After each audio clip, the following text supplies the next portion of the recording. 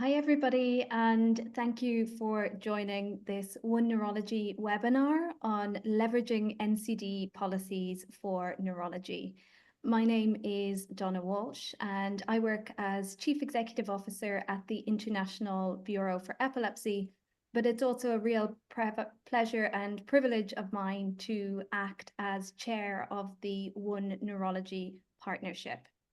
I want to first thank the NCD Alliance, or NCDA, for joining us to co-host today's webinar, and also extend huge gratitude to our colleagues at the World Health Organization for joining us during this webinar today.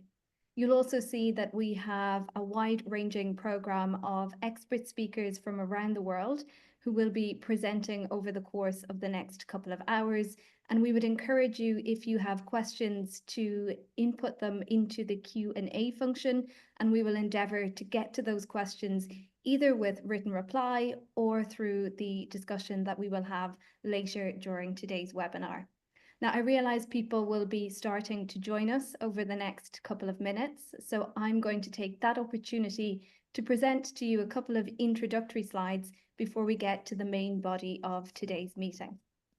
So firstly, for those of you who are unaware or unfamiliar with OneNeurology, I would like to introduce you to our partnership. I'm going to advance the slides. So you'll see here that OneNeurology is a united voice for neurology, and that doesn't just mean bringing together all of the neurological conditions under one umbrella. It also means bringing together many of the stakeholders who are working across this community. Importantly, of course, we have the lived experience, people living with neurological disorders from across the world, well represented within our partnership. We also have clinicians, researchers, and other key players from across the neurology community as part of our initiative.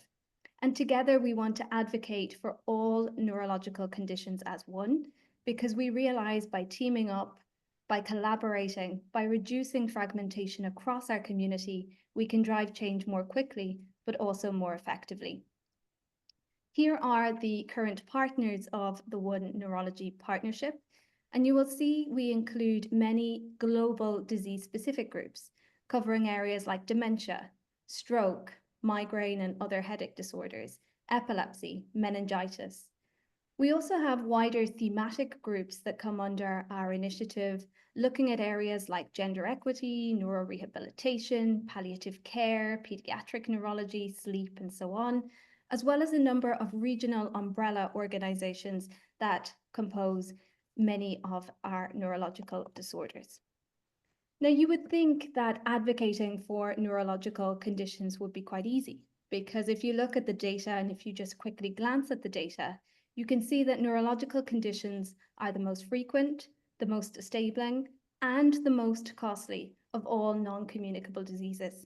So it should be almost impossible not to prioritize or resource neurological conditions in our public health and wider agendas. Just to show you a couple of more statistics to really reinforce that point, we now know that over 40% of the world's population has a condition linked to the nervous system. We know from a recent publication in the Lancet Neurology that these are the top ranked contributors to all disability-adjusted life years and to years of life lost. And unfortunately, these conditions are also the fastest growing cause of death amongst NCDs.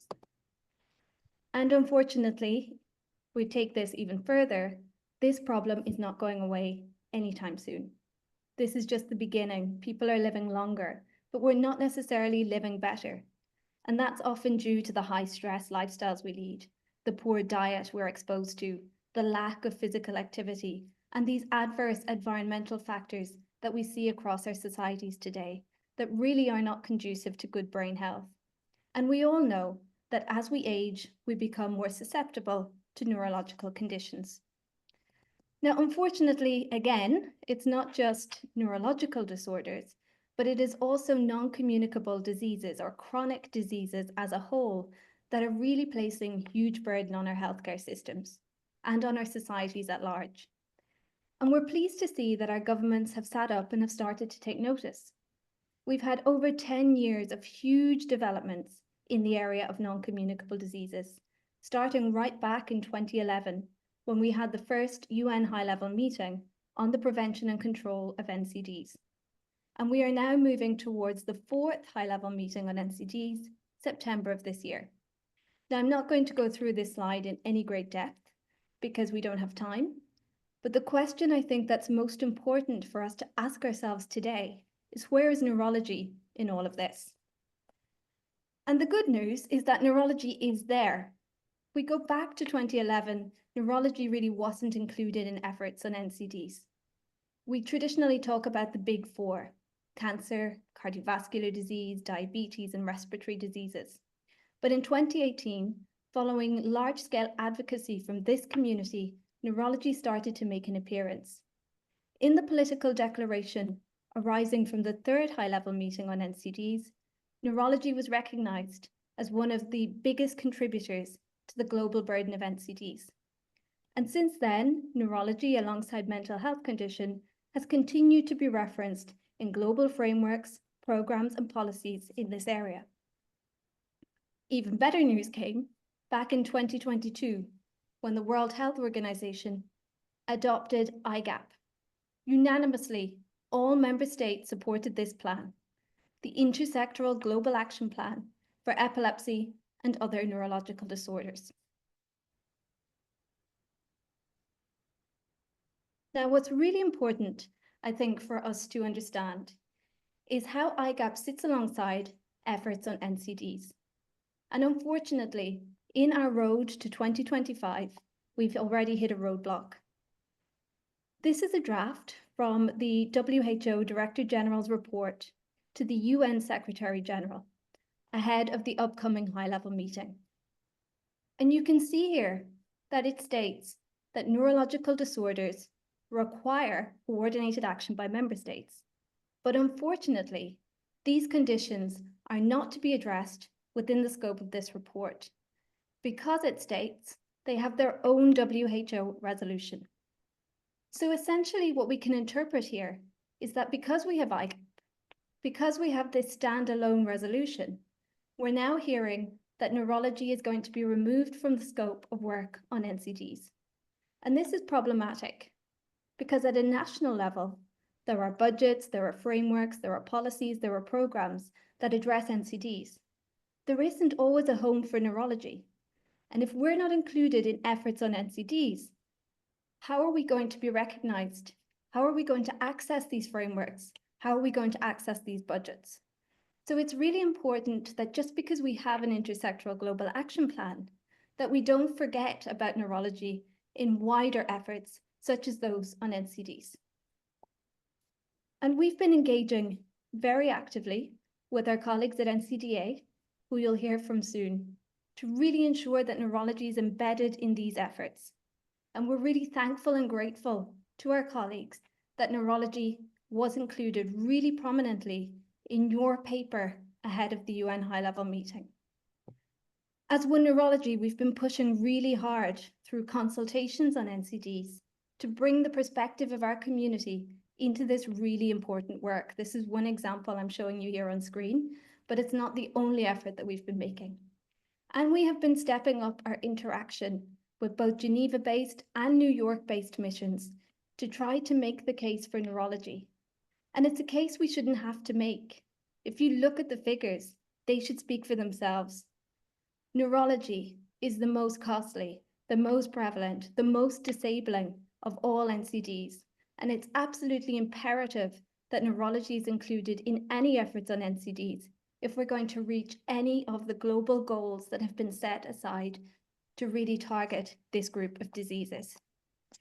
So with this, it's really important that we use this time we have together to understand how we can position neurology in efforts around non-communicable diseases worldwide, how we can ensure that those efforts are complementary to and aligned with work on the implementation of the Intersectoral Global Action Plan on epilepsy and other neurological disorders. And with that, I'm going to hand over to the moderator of today's meeting, Dr. Orla Galvin, to take us through the agenda and to introduce you to the wonderful speakers we have here today. Thank you, Orla.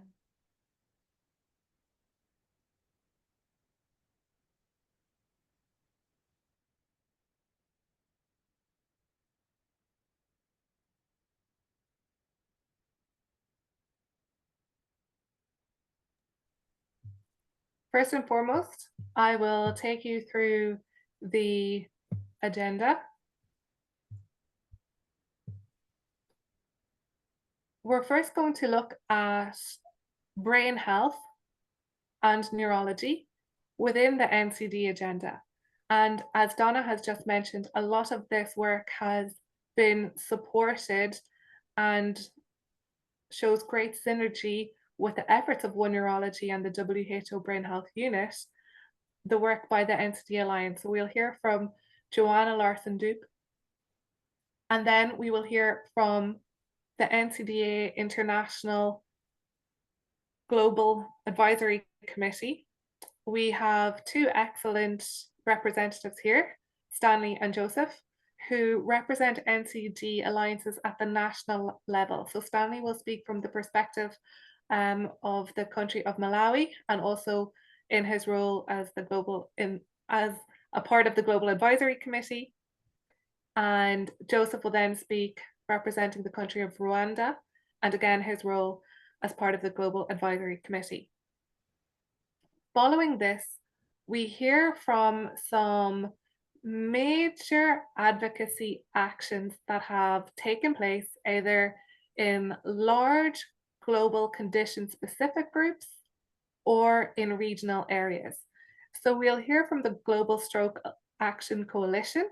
We'll hear from the Neurological Alliance in the UK, who will talk about a political campaign between UK, New Zealand, and Australia.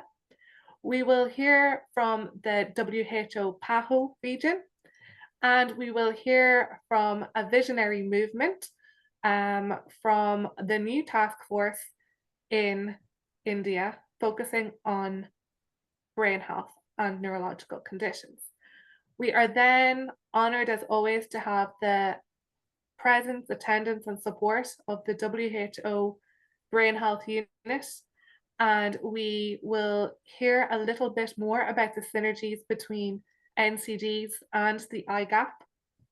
And then, as Donna has mentioned, we will take all of your questions on board. Some of them will be responded to via text in the chat function that is in the Q&A section only, or we will unmute and ask some of the attendees with very, very important questions to speak, to unmute, and to speak directly to the panelists. And finally today, our Vice Chair, Dr. Corinne Katzman, will close the session. So with that, I will hand over to Joanna, who has been working with us in shaping the position of neurology within NCDs. Thank you so much, Orla, and I will share my slides.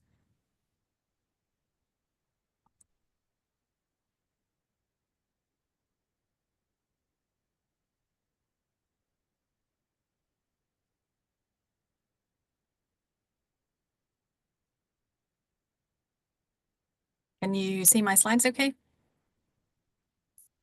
Great, thank you. And thank you so much for the introduction by Donna. I think it really helps to lay the groundwork as well for my presentation. It's a real pleasure, obviously, to be here to discuss how the brain health community can leverage the NCD agenda and the different opportunities that are coming ahead in 2025. Just before I start, a little bit about the NCD Alliance. We're a network of global civil society organizations. We have around 400 different members, which represent a wide range of different NCDs and risk factors. And we work on across different topics, so prevention, care, financing, as well as community engagement. The UN high-level meeting that Donna mentioned is coming up in 2025. And so this is, of course, a key moment for the NCD community. And just to mention again, in 2018, mental health and neurological disorders, as well as air pollution, were adopted in the so-called 5x5 approach. So why is the high-level meeting important? Well, it is a global multilateral process for global issues, and it's really aiming to bring the sort of technical work that WHO and others are doing sort of up to the political realm and really on the highest political level, heads of state, head of government. From previous experiences, we know that the process is as important as the outcome. It really puts NCDs in the spotlight for the next 12 months. And it's an opportunity to focus attention, reiterate commitments, review progress, and also to agree a way forward. It galvanizes consensus on international cooperation and national commitments. And if we look at 2025 specifically, there is an implementation deficit. I think Donna was mentioning that already. We're globally off track. We often talk about NCDs as a policy win, but an implementation failure. And this is really one of the key messages in the 2025.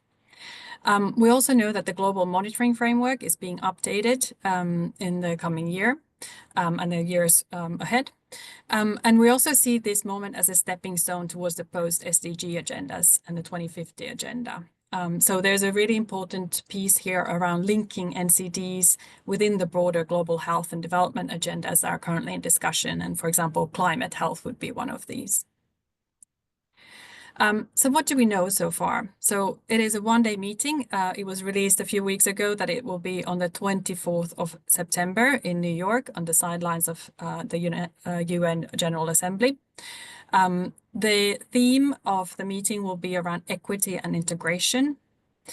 Modalities resolution is currently in discussions with member states. That one will be open, I believe, until the end of February. And it will determine the scope, format, participation, as well as the outcome. We know the result of the high-level meeting will be a negotiated political declaration, and the negotiations will be happening in New York. These will be led by 2 co-facilitators, including the permanent missions. And as you know, the road to 2025 already started in 2023, and a lot of those processes have been ongoing, mainly with the WHO. We also know there will be a UN interactive hearing in May in New York. I'm not going to go through this slide in detail, but just to kind of show the different opportunities and the moments within this high-level meeting and the political declaration. Here you see in blue the kind of processes that WHO has been going through, and here in January it is really moving from a WHO-led process to a UN-led process. We have the modalities resolution, and then we will have the drafting of the zero draft, which will then be negotiated and highlighted into the high-level meeting. I guess the main thing to take from this is that the the political declaration will really have been drafted by the time that the UN high-level meeting is happening. So the key timing is really around the negotiations and at this beginning when the zero draft is being created. So key dates for engagement.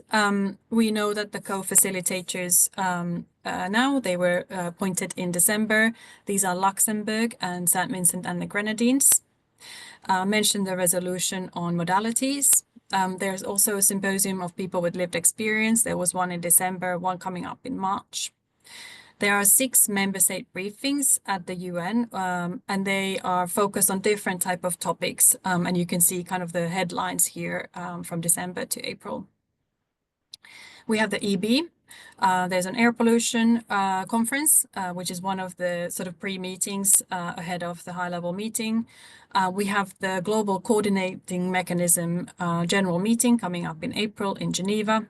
We have a multi-stakeholder hearing in New York, and this is one of the great opportunities, again, for civil society and lived experience to take part in the discussions. We have World Health Assembly, of course, and then the zero draft after WHA.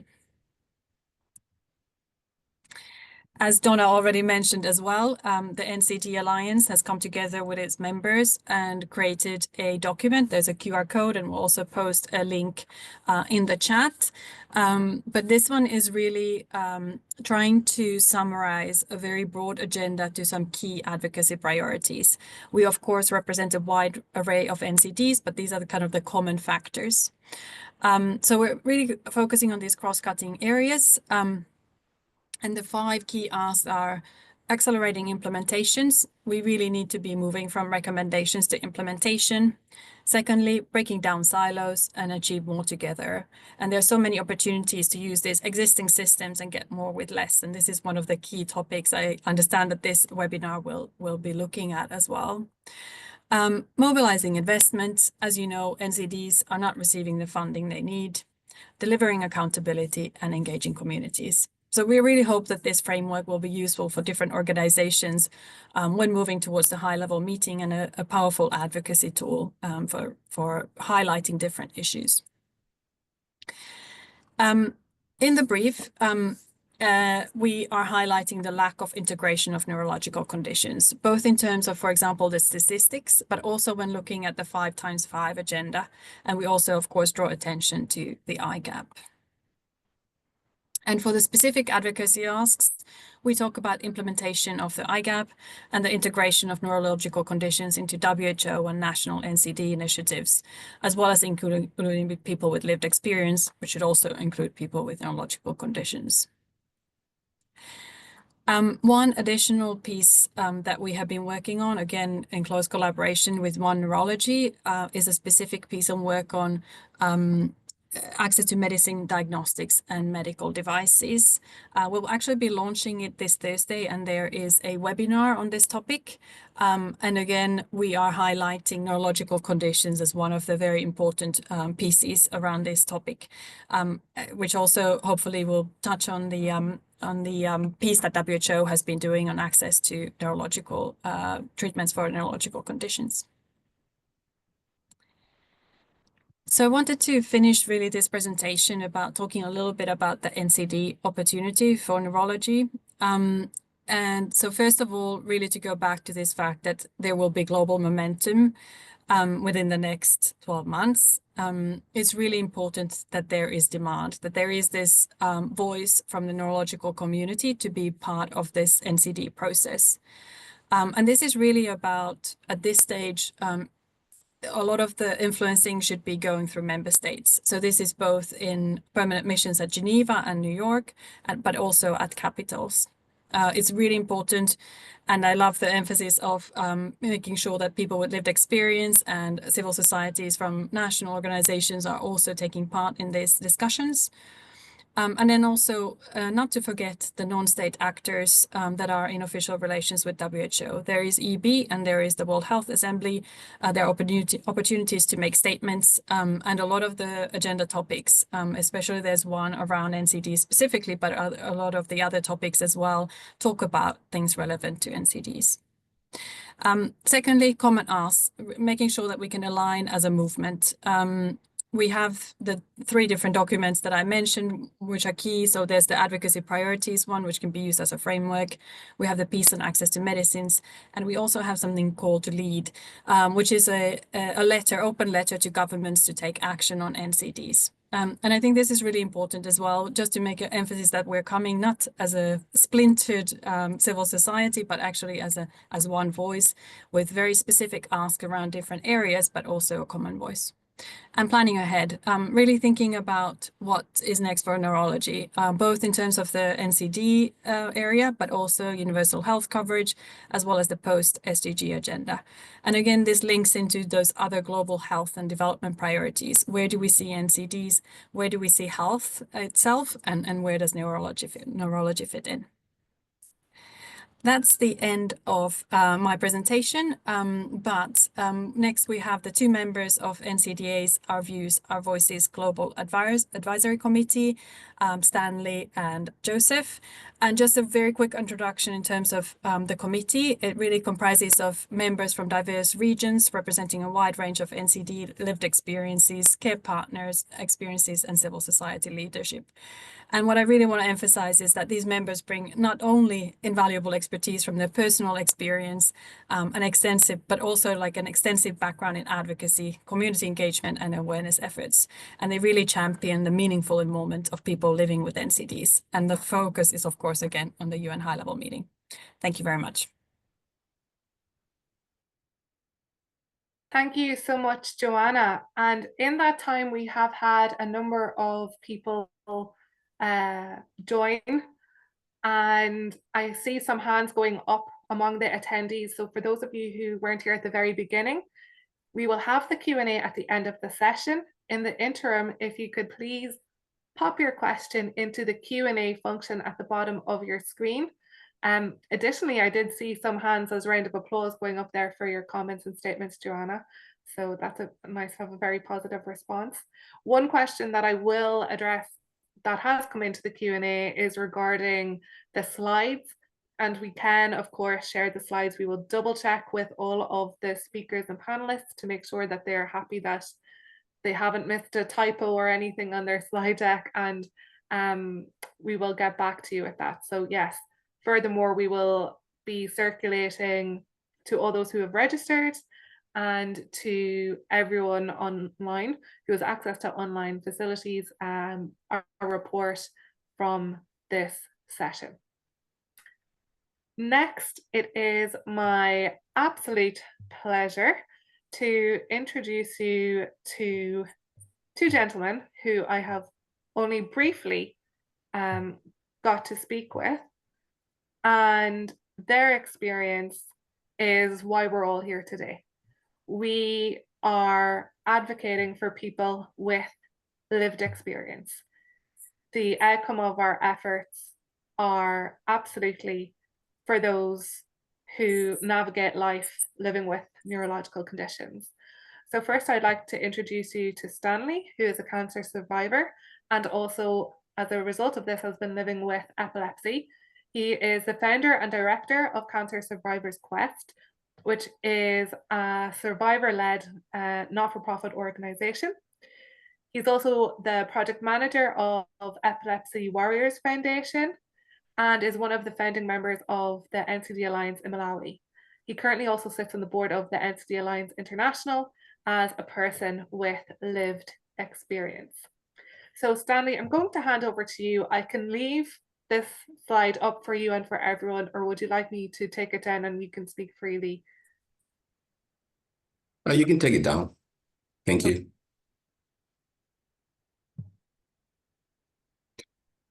Greetings to you all. My name is Chikulubiro Stanley Ngombe. I know many prefer the easy one, which is Stanley. I am a person with lived experience, as you've seen from the introduction itself. I live in Malawi here, which is in the central part of Africa. It's a small country which we are facing a lot of challenges, not just with NCDs, but also economically. So having lived with an NCD is an extra burden in countries such like this. That's probably part of the reason why I joined to initiate the founding of the NCD Alliance in Malawi, but also because of my lived experience, because I was diagnosed with leukemia in 1992. And due to a reaction to chemotherapy, I developed epilepsy. So I've been living with epilepsy since 1992, and it's not easy. It's a big challenge. And at the beginning, I would say if I had a choice, I wouldn't. But as I sit now, I feel it was just an opportunity to enter into an area of life that you can't go through until you really, when you go through it, you get to understand the challenges that one faces. So as a person with lived experience, I have worked with the NCD Alliance, initially by bringing it here in Malawi with a couple of my friends. And then through collaboration and through meetings, we've been able to promote and advocate the NCD agenda. And I should say we're bearing fruits. The changes that we can see, the political realm here in Malawi is more appealing in the sense that it's able to respond to our questionings, they're able to engage with us. But the challenge that we've seen so far, especially personally as a person with epilepsy, is neurology is something you've got to remind them about. It's not an issue that is embedded in the NCD fight. On the ground, as we can speak, though the process is slow, but we see government creating plans, policies, but all the policies around the big four. And the challenge we see here on a local level is neurology will be left behind.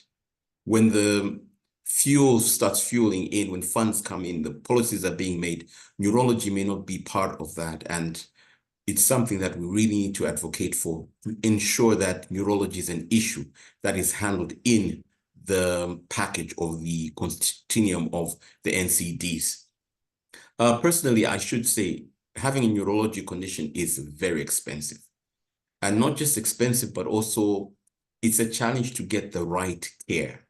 It took me a long time to contain my epilepsy, and most of the part I did it alone.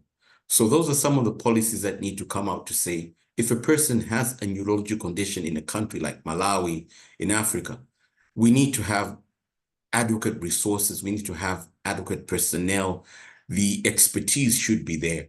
So being part of this presentation, I feel, is the best opportunity to speak that out. I don't claim to know statistics, but I do claim to know what I've gone through.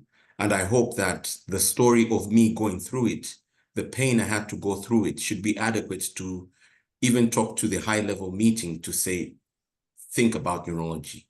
It hasn't got a home. It has to be reminded to the people that, you know what, don't forget neurology, don't forget epilepsy, don't forget neurological conditions. I don't think it should be like that. And if it continues to be like that, the fruits that will be born from the advocacy we're doing will not trickle down to neurology.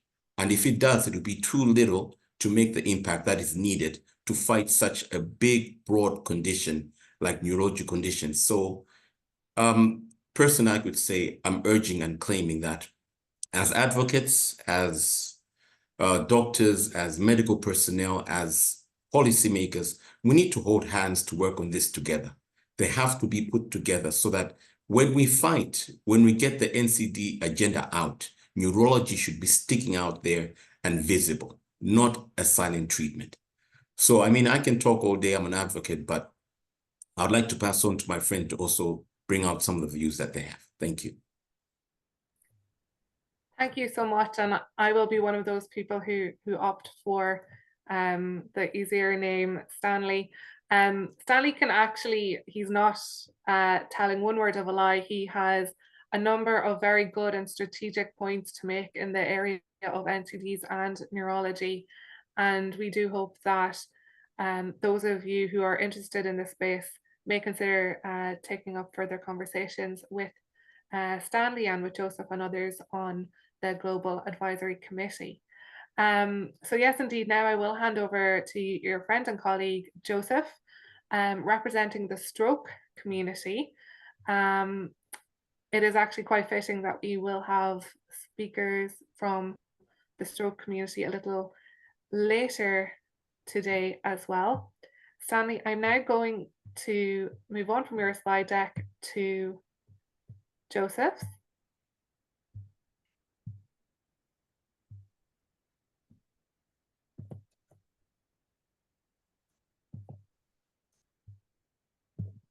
Thank you. So Joseph, perhaps you can talk to us a little bit about yourself. You're based in Rwanda, part of the Rwanda NCD Alliance, and speaking here today as part of the Global Advisory Committee as part of the NCDA. Yeah, my name is Joseph Rukeribuga. I am a Rwandan. We've lived the experience of 3 non-communicable diseases: diabetes type 2, hypertension, and stroke. I am a stroke survivor. My brain attack happened on 20th of June 2016, 9 years ago. It was an ischemic stroke with left-sided paralysis. I am also the founder of Stroke Action Rwanda, a stroke support organization, member of Rwanda Non-Communicable Disease Alliance. Yes. From my lived experience, my brain attack, as I said earlier on, occurred on 20th of June 2016 at 4 a.m. I reached the nearest hospital within 1 hour of onset of symptoms. I was prescribed MRI exam that I took at 2 p.m., 10 hours after onset of symptoms, and the exam was inconclusive. It is only on the following day that ultrasonography of carotid artery confirmed ischemic stroke with left-sided hemiplegia 29 hours after onset of symptoms, and it was difficult to put in place specific treatment. So the treatment I received was the cardio aspirin with physiotherapy, but physiotherapy was not performed until hospital discharge. Today, due to a gap in neurorehabilitation services, I still have sequelae in my left arm muscles many years later.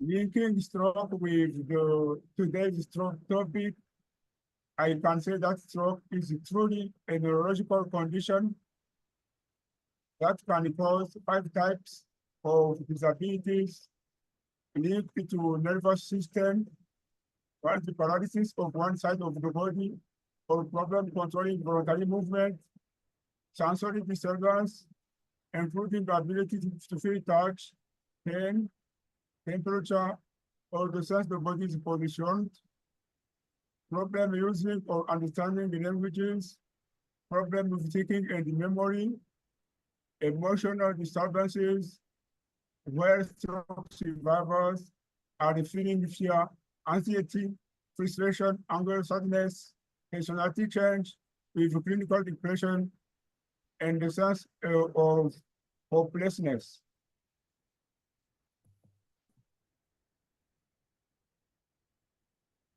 Despite stroke is a neurological condition, for decades, cerebrovascular disease were classified as circulatory system disease, and for 62 years, stroke was classified as a cardiovascular disease, which resulted in a delay in resource allocation and training of medical staff who are skilled to handle brain diseases.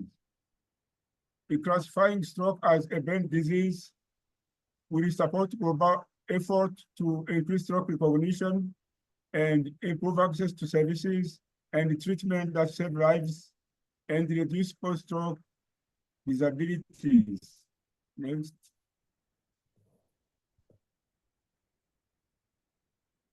I just want to give an example of the consequences that followed the incorrect classification of stroke. In the Ministry of Health, stroke management falls under the cardiovascular unit of the NCDs division of the Rwanda Biomedical Center.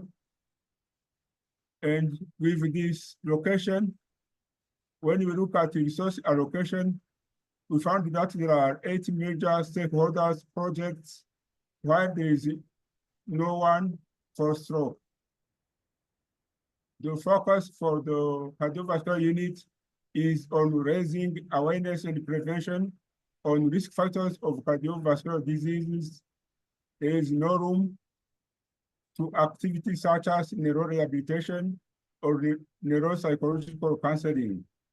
Only the disability units can just provide wheelchairs and crutches to stroke survivors with a major disability upon request. Yes. I can say in conclusion that it is essential to leverage NCD policies to include neurology, to lead policy change necessary to address all relevant issues of neurology conditions at the global, regional, and the national level. Thank you. I thank you. Thank you so much, Joseph.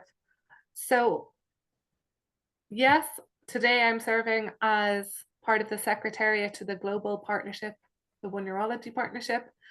I can speak on reflection from Europe, where countries are trying to implement national brain health plans and leverage the eye gap in this way. But here we're hearing from countries in the African region whereby NCD pathways and policies are already established. And if neurology could find a home within these policies, so much more could be achieved. We all know as advocates that it is easier to leverage what is already there rather than to try and reinvent the wheel. So when we are advocating in our various regions, I am quite taken by that phrase of neurology doesn't have a home, neurology is homeless.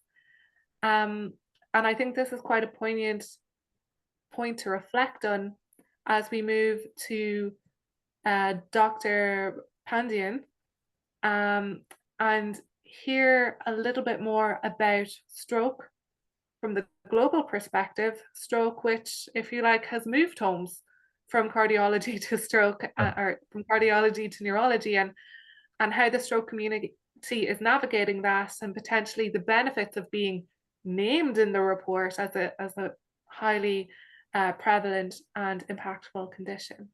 Dr. Pandian, over to you. Shall I share your slides or do you? I will share my slides, yeah. Thank you, Orla. I'll just share my slides.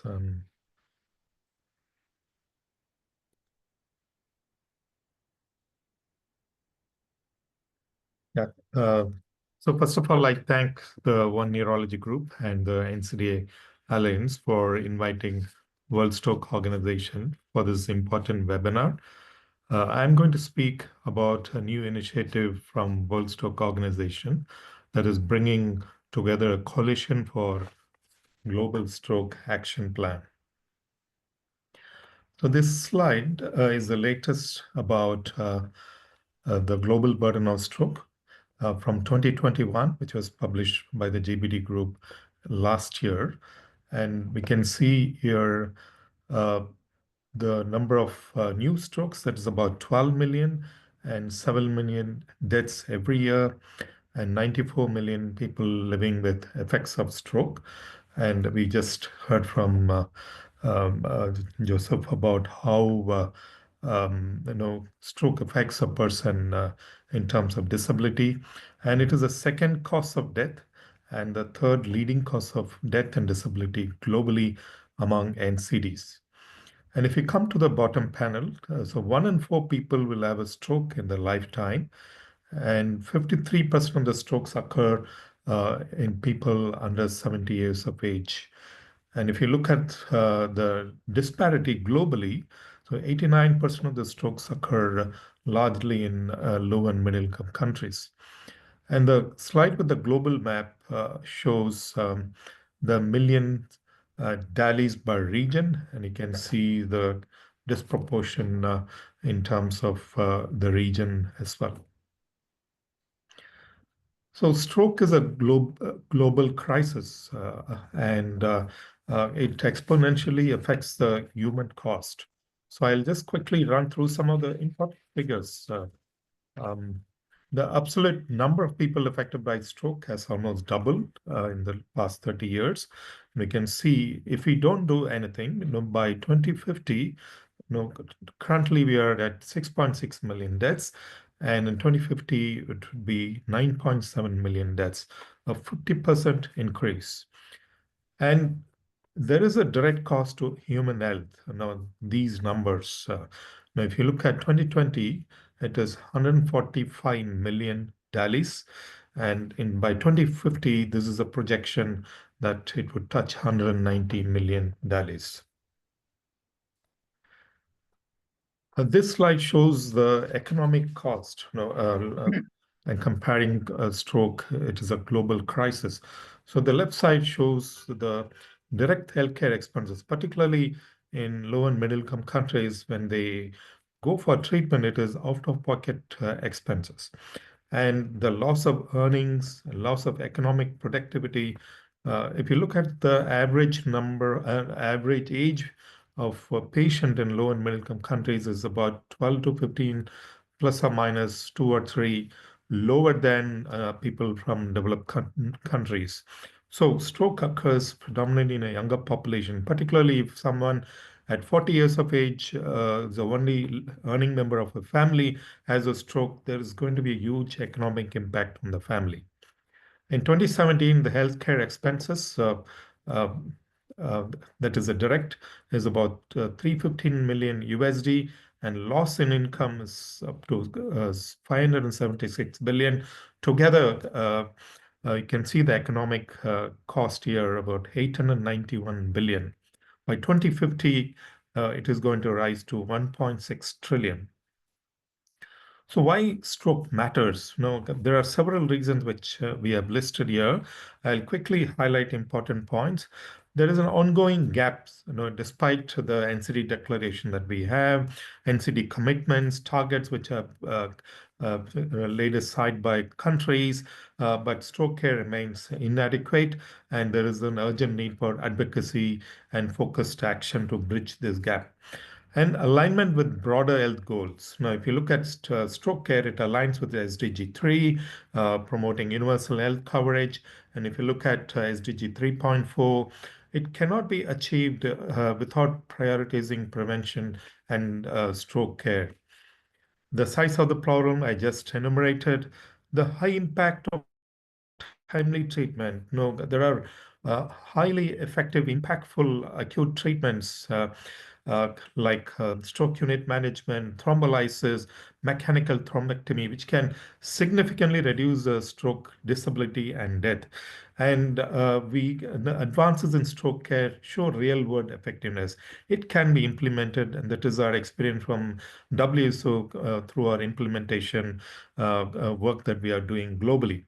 Stroke, there is a strong evidence for core actions. There are global guidelines, extensive research, and some of the elements of stroke treatments are mentioned in the WHO's Appendix 3. One is the stroke unit care, aspirin in acute ischemic stroke, thrombolytic treatment, mechanical thrombectomy, and rehabilitation. So these are all fully evidence-based. And despite all these gaps and inequalities exist, I just showed the figures. And the scalability of acute stroke care is possible using protocols and also telestroke. And there is a need for surveillance and monitoring of all these interventions. So stroke and the sustainable development goals. Firstly, 3.4, we all know that to ensure healthy lives and promote well-being for all by 2030, reduce by 1/3 of premature mortality from NCDs. And investing in stroke is very, very important, as already I mentioned, in stroke prevention and treatment and rehabilitation. That will really promote the reduction in this premature mortality from NCDs. And the graph here shows CVD secondary prevention, CVD primary prevention, and heart failure intervention, the number of deaths that will be averted by 2030. So stroke definitely aligns with this SDG goals. What about stroke and neurological complications like after a stroke? We know that post-stroke cognitive impairment and dementia, it's a major problem. Depression is a significant morbidity that patients have, as well as epilepsy. So these are the figures from the literature that we have. The proportion of patients who not only have disability, but also have these significant neurological conditions. So World Stroke Organization and Lancet Neurology Commission, we published a pragmatic recommendations to reduce the global burden of stroke under 4 pillars: surveillance pillar, prevention, treatment, and rehabilitation pillar. So there is a need to establish very good surveillance systems to inform stroke prevention, acute care, and rehab programs. Low-cost interventions could reduce mortality from stroke and ischemic heart disease by 10%. Those are salt reduction, screening for hypertension, cessation of smoking, etc. Treatment I already mentioned, and rehabilitation. So through these pragmatic recommendations under the 4 pillars, we could save millions of lives, millions of colleagues can be created. So why we need a coalition? No, there are four important reasons. One is a collective advocacy by coalition members to create a single powerful voice that will gain attention, influence of policymakers, and it will also help us in pooling of resources for financial, technical, as well as human and shared intelligence, learning, and co-development of solutions. And through the Global Stroke Coalition Group, the multiple workshops that we had in the past recently as well, we have learned a lot through this coalition. So who we are, the Global Stroke Advocacy Coalition is a coordinated and collaborative multi-sectoral initiative to drive attention on stroke and to accelerate country level and global action ahead of 2025 UN high-level meeting. So our two objectives are to create a global call for action for quality stroke care for all. And objective two is to coordinate a collective advocacy campaign to elevate stroke within the global NCD agenda. So we have two groups. The members are from civil society. WSO is the convener. We have partners from American Stroke Association, European Stroke Organization, Stroke Association of UK, Asia Pacific Stroke Organization, the Heart and Stroke Foundation of South Africa, and March of Dimes Canada. And we also have industry partners. So how to get involved? In three ways. You can support the coalition in lead up to the UN high-level meeting on NCDs by providing inputs, advice, speaking at coalition events, endorsing the coalition publicly, join the executive leadership team, advocate for stroke in all the regional and global meetings, prioritize stroke at country level, encouraging the countries to develop a national stroke action plan. And for more information, you can contact our executive director, Maria Krupa. Her email is given here. And thank you very much.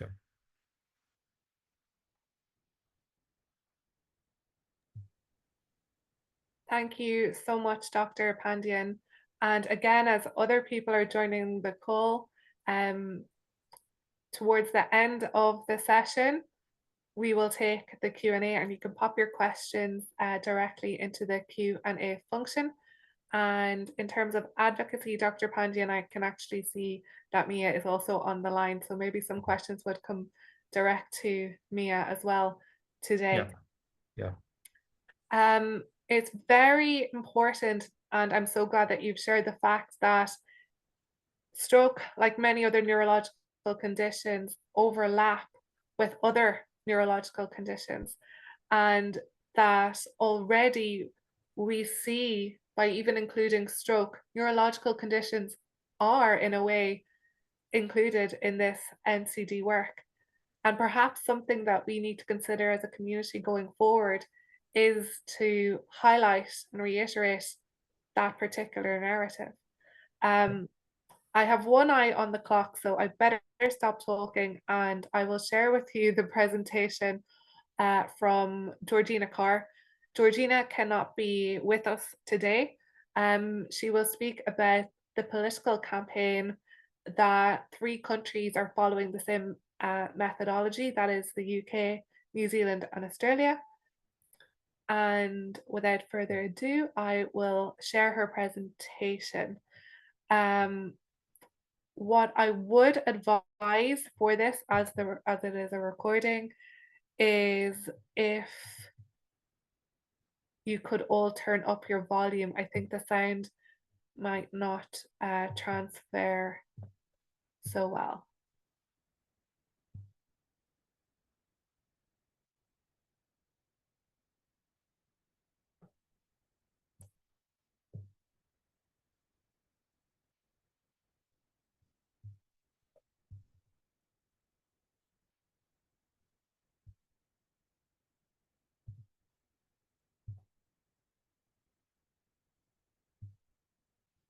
Okay, this does not seem to be sharing. I think just in the interest of time, we might move on to the next section and then come back to Georgina's, because I can see that this isn't transferring across. So next, we'll move to another part of the world, and I will hand over to Dr. Renato Olivier de Souza. And it is my great pleasure to allow you to introduce this project that you are working with the International Bureau of Epilepsy. I should say you represent the WHO PAHO region, and it is fantastic to see leaders in brain health and neurology coming from a WHO regional office. So this is one of the fantastic examples that we like to share. I'll hand over to you. Thank you very much, Orla. Thank you very much, colleagues from OneNeurology, for the invitation. And I'm really happy to be here with you and with my colleagues from Fundemi and the International Bureau of Epilepsy that will continue the presentation after I do a brief introduction. But what I wanted to really share with you is the result of a very important collaborative work. In September 2024, the Pan American Health Organization and the International Bureau for Epilepsy launched the Advocates Toolkit for making epilepsy a priority in the Americas. The toolkit is really the culmination of the dedicated work and fruitful collaboration between the Pan American Health Organization, the International Bureau for Epilepsy, and other important collaborators in the area of brain health and neurology here in the region of the Americas. Epilepsy is much more than a medical issue. It's a profound public health challenge that demands our immediate and collective focus. In the Americas, approximately 5 million people are living with epilepsy. The disease has no boundaries, affecting individuals regardless of age, gender, or background. But despite its widespread impact, the condition is often shrouded in stigma, misunderstanding, which many times can be worse than the seizures themselves. And we believe that we all have the responsibility to ensure that all individuals, including those with epilepsy, have the opportunity to live a life of dignity, fulfillment, and purpose. And through advocacy, mentioned here in this meeting many times, we can raise awareness, promote early diagnosis, and improve access to quality care, alleviating the societal challenges posed by this condition. By removing barriers and fostering understanding, we create an environment where individuals with epilepsy can thrive and contribute their invaluable talents. The toolkit that I just referred here can be of major help in an advocacy journey.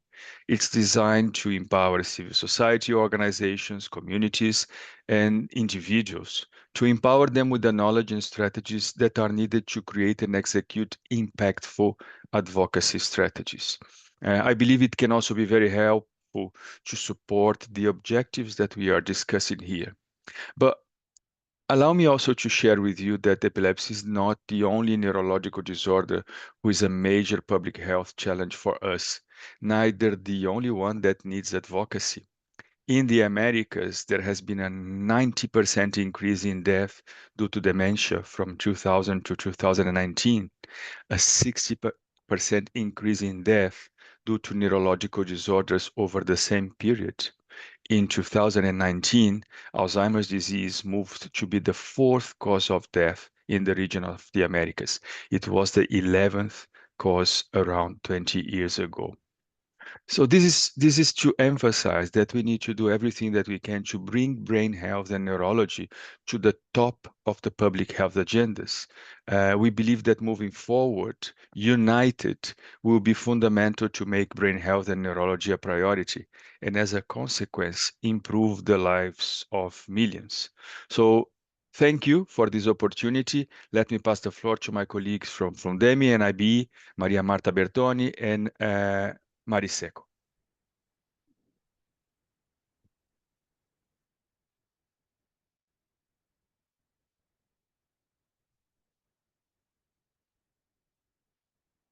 Can you see my slides?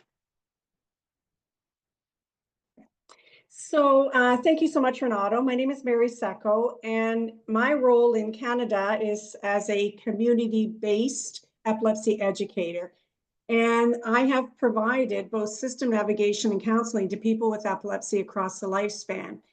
This experience has reinforced to me that people with epilepsy are required to develop skills and strategies to cope and manage on a day-to-day basis with this non-communicable disease. People with epilepsy and their families consistently request support to overcome many challenges that are faced in the school, in finding work, in driving, in paying for medicines, in accessing income support programs, and in managing. Mary, Yes? Mary, we are seeing your note also with your. Yes, maybe maybe you can change it so it's better for everybody. Sorry, I interrupt you. I'm so glad you said that. 1 minute, please. No, it's okay. Okay. There.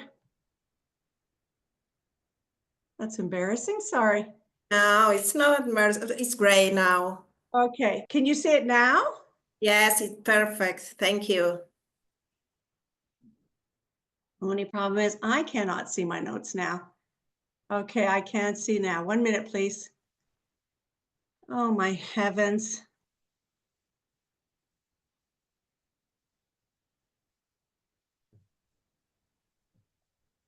Mary, perhaps while you gather yourself, Maria Marta, you could maybe share your slides and go through your section. I can do slideshow from beginning. Show presenter view. Have I now got just the presenter view on? Have I now got just the slides on? We don't see anything at the moment. I would suggest that to go first, and I apologize. Don't worry, don't worry. Maria Marta, if we could hand over to you. Yes.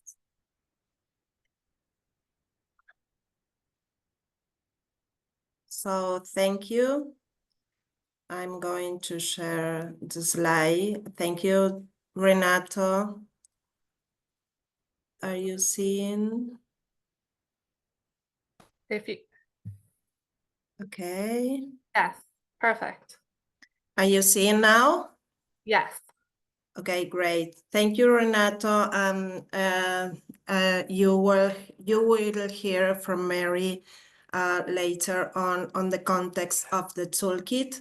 I'm Maria Marta Bertone, president of Fundación de Misferectomía and co-chair of the Community Council of the IBE. It is my honor to guide you through this toolkit, which I have the privilege of contributing to form from the very beginning. The toolkit is divided into 4 sections.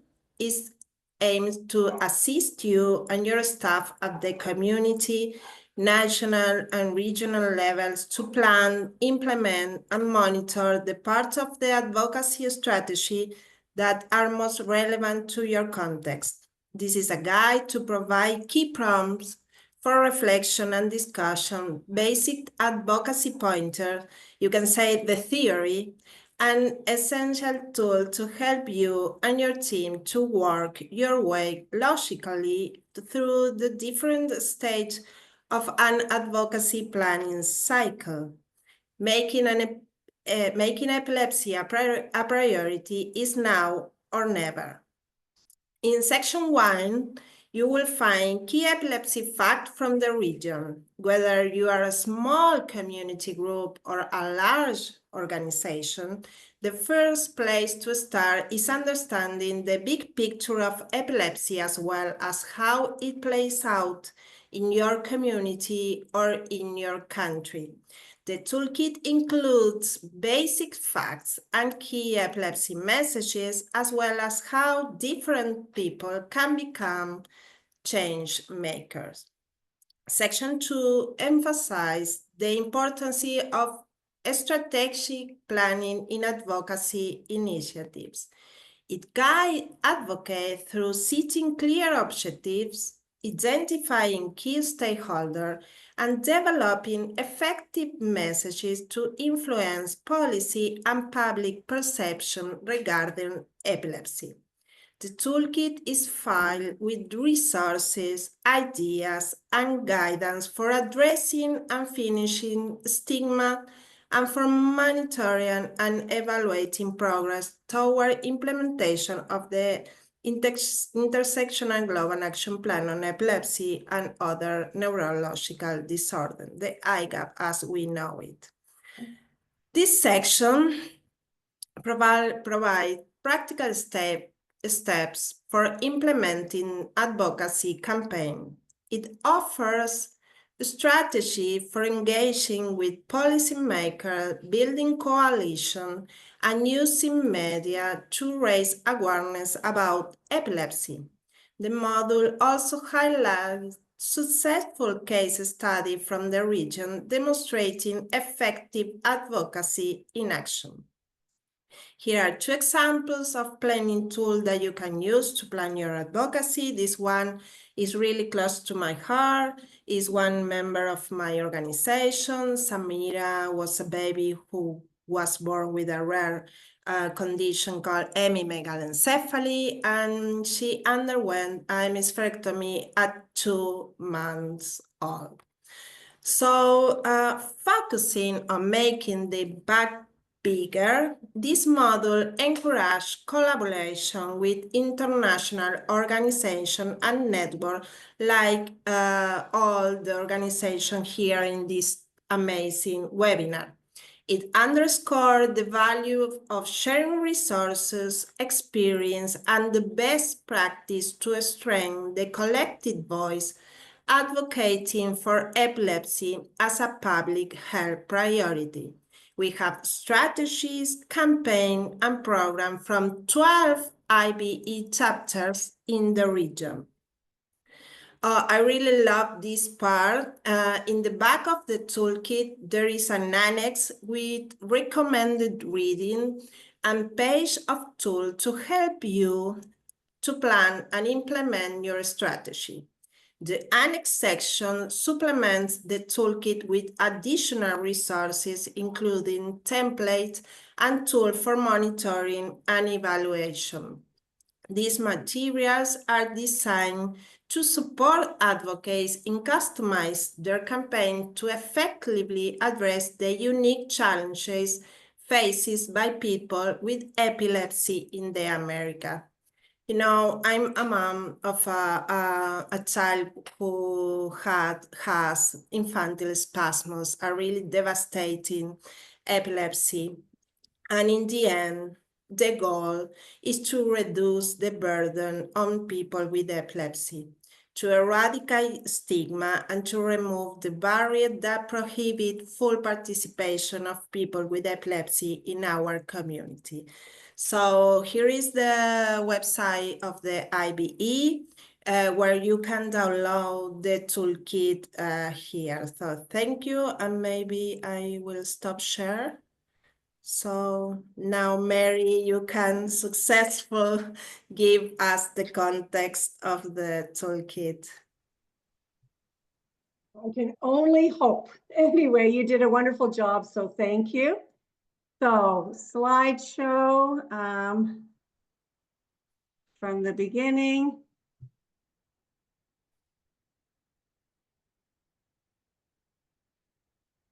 I trust you can just see my slides this time. Yes, you are doing excellent. Perfect. I won't repeat what I put on the first slide, but I did want to position myself as a community epilepsy educator. And in Canada, we have what we call the third sector. So a formally paid not-for-profit organizations that really help people with epilepsy navigate and help people with epilepsy to understand their diagnosis.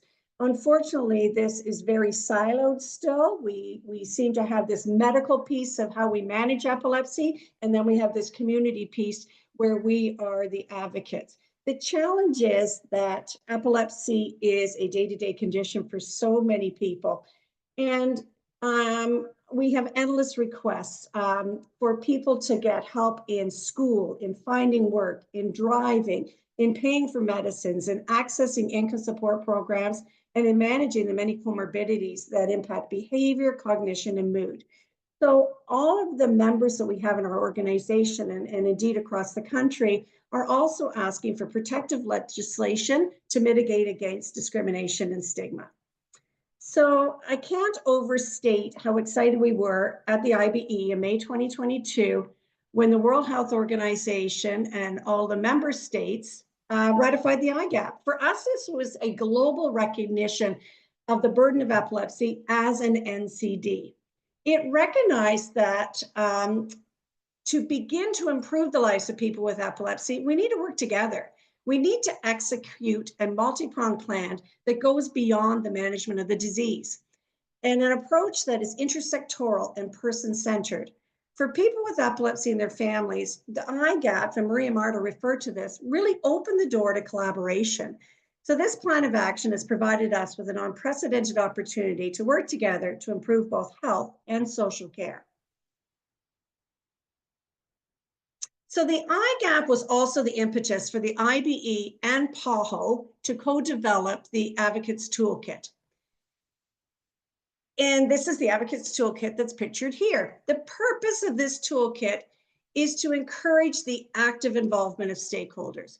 And who are stakeholders? Well, it could be people with epilepsy, their family members, epilepsy organizations, other nonprofit organizations. It can be clinician groups, but it was developed for use by people working to raise human rights issues related to epilepsy.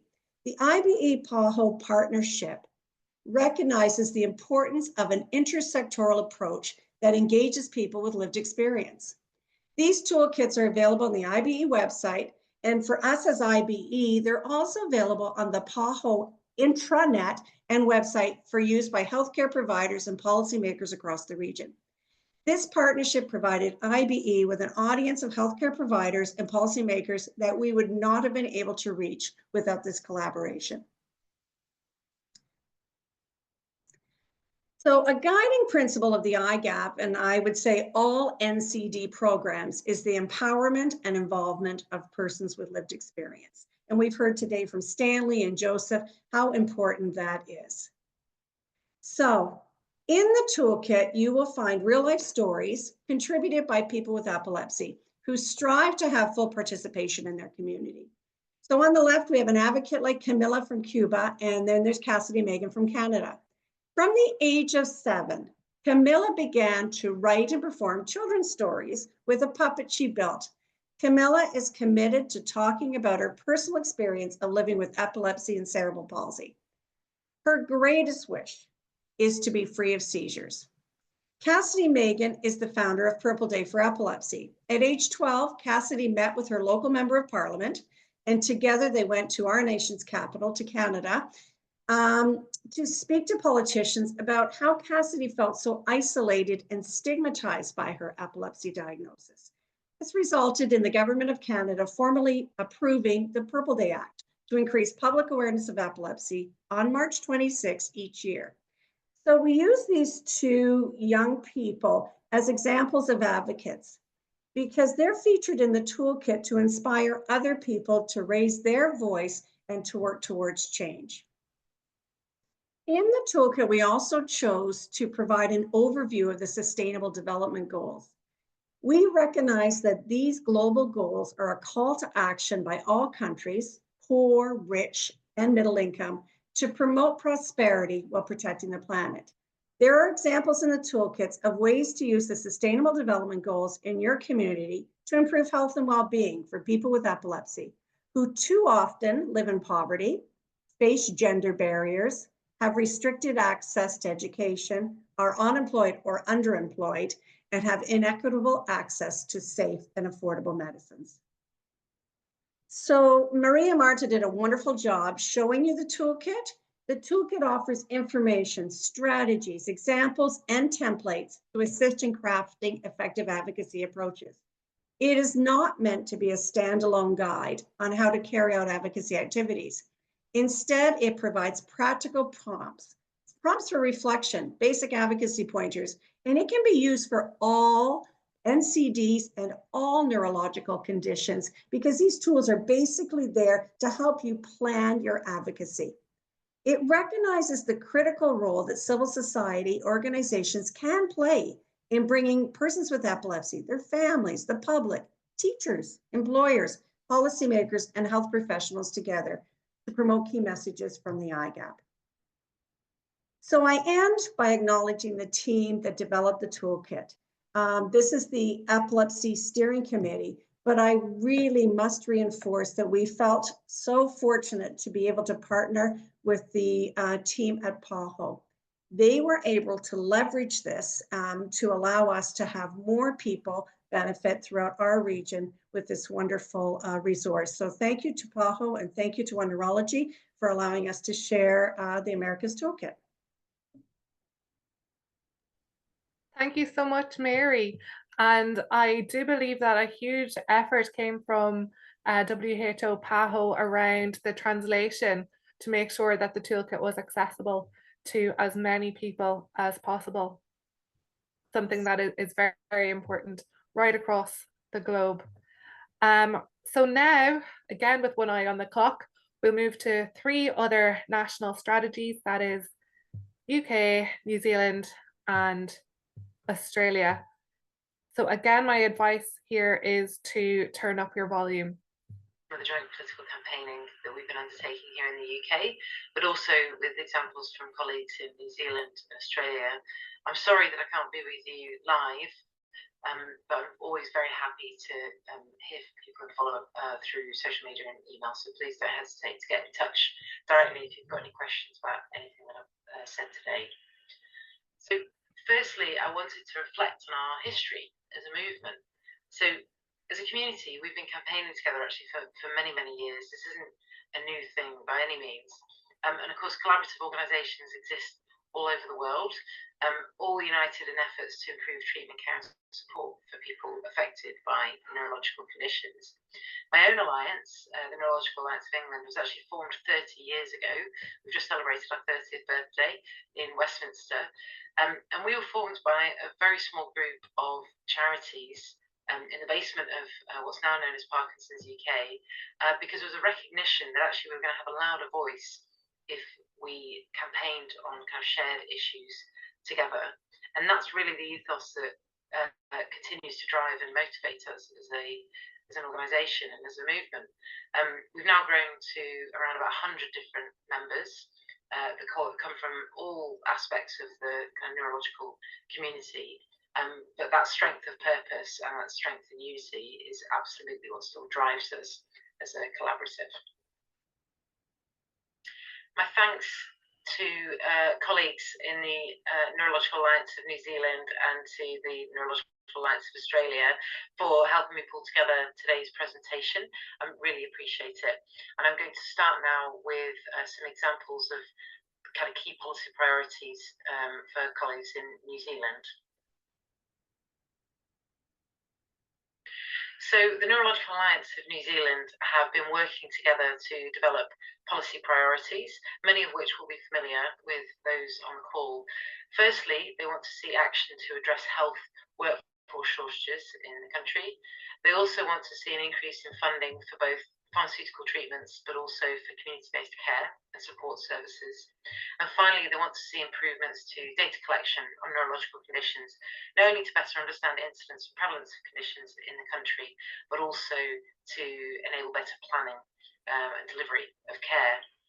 In terms of immediate activities, building on these policy priorities, the Alliance is developing an outline of funding needs to PharmAC, and that's the body that decides which medicines to fund in New Zealand. They're also going to be running their first national patient experience survey, taking inspiration from some of the work that we've been doing here in the UK. They're also expecting a general election in 2026, so they're developing their approach to political parties ahead of those elections, but also to try and secure some much needed policy momentum within political party manifestos. And finally, they're looking at the issue of funding. So many organisations, of course, voluntary organisations are going through funding pressures at the moment, and that's true for New Zealand as well. And so they're looking at opportunities for funding beyond membership subscriptions. So that's a key priority for them at the moment. And now on to some of the joint work that the newly formed Neurological Alliance of Australia has been undertaking in recent months. So the key policy calls in Australia are to establish a new national neuro research million, and they want to see 300 million Australian dollars invested into that over the next 10 years. They also want to see government commit to a national action plan for neurological conditions in the country. And they're also seeking funding for a national data set for many of the issues that I just outlined in New Zealand. So what next? They too are undertaking a patient experience survey that's been inspired by some of the work that we've been doing in the UK. They've launched their Count Us In campaign ahead of the federal elections. They are developing a draft national action plan for neurological diseases and also a neuro charter. They're going to be hosting a national summit, building on the success of their summit from last year, which we'll talk about a little bit later on. And they're hoping to secure much needed momentum around the first national neurological data set. They're expecting the pilot for that to have been completed, I believe, in mid-year. And would encourage you to look at the website, which you can find more information on the Count Us In campaign, which really is a fantastic campaign. And then finally, an outline of the work, some of the work that we've been doing here in the UK. Just to stress that I do represent the Neurological Alliance of England, but there are also some fantastic alliances that exist in Northern Ireland, Scotland and Wales, and who we work with really, really closely. So what are we focusing on in England? We've recently had a big announcement in that the 4 governments of the UK are going to be collaborating through a new UK Neuro Forum. And this is something we've been calling for in collaboration with our colleagues across the UK for some time. So it's a really big win for us. So we want to see that forum succeed, and we'd like to see government resource it as well. We too would like to see a workforce fit for the future, because we also experience huge shortages in specialist healthcare professionals across the country, and there's significant variation in where they're based. The new Labour government is also developing a NHS 10-year plan that's going to be out in the summer. And so we're trying to use that plan to see improvements, yes, to data, as you might expect, but also improvements in support for mental health services, improvements to care coordination, and we also want to see some commitments to reduce the risk of neurological conditions occurring or progressing, and promoting the notion of brain health. So what next for us? We too have just completed our patient experience survey. The data was collected at the back end of 2024, and we're going to be launching that in the summer. The results from that, in the summer of this year.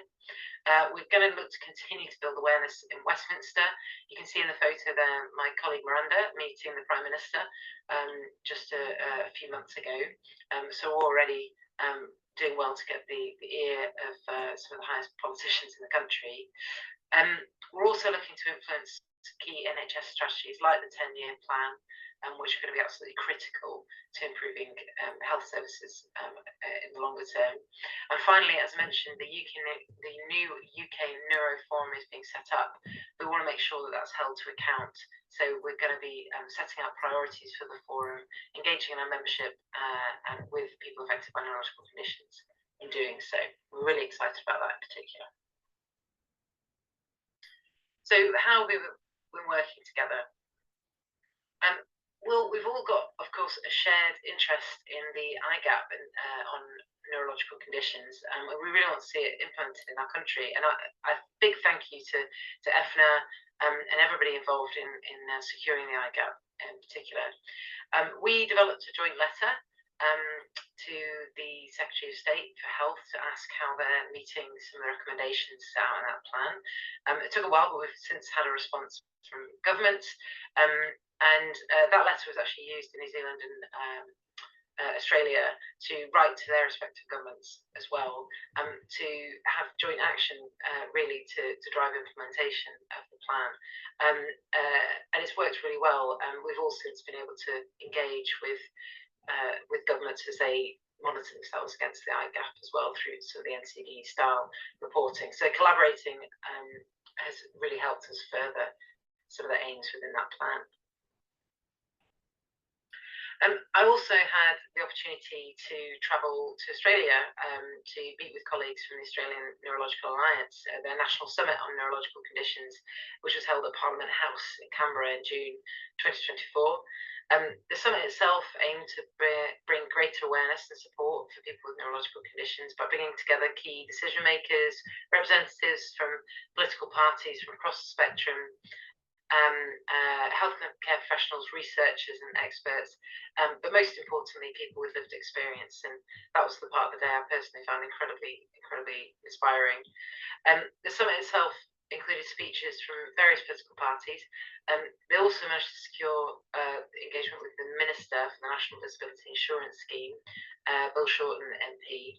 I was lucky enough to be asked to present at the summit as well, and just sharing some of the work that we've been doing here in England. But it really was a fantastic opportunity to hear firsthand about the shared experiences of the neurological community, and it hammered home the importance of the joint work that we do to campaign and to lobby for improvements. You know, we wouldn't be able to have such an influential voice if we weren't undertaking this work alone. But it also really hammered home just the similarities and the challenges that we're all seeking to address through this work.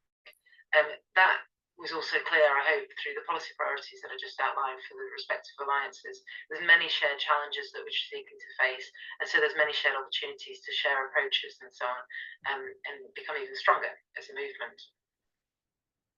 So where next?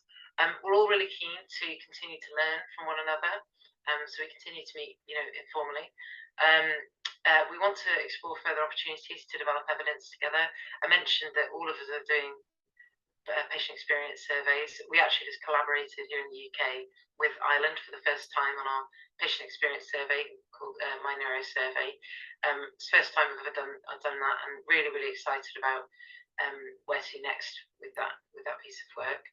And to be honest, also looking just to expand the network. I think that in the few years that we've been kind of working formally a little bit more regularly together, we've achieved a huge amount, and I just think there's lots more opportunities for us to grow and become even more influential as a movement.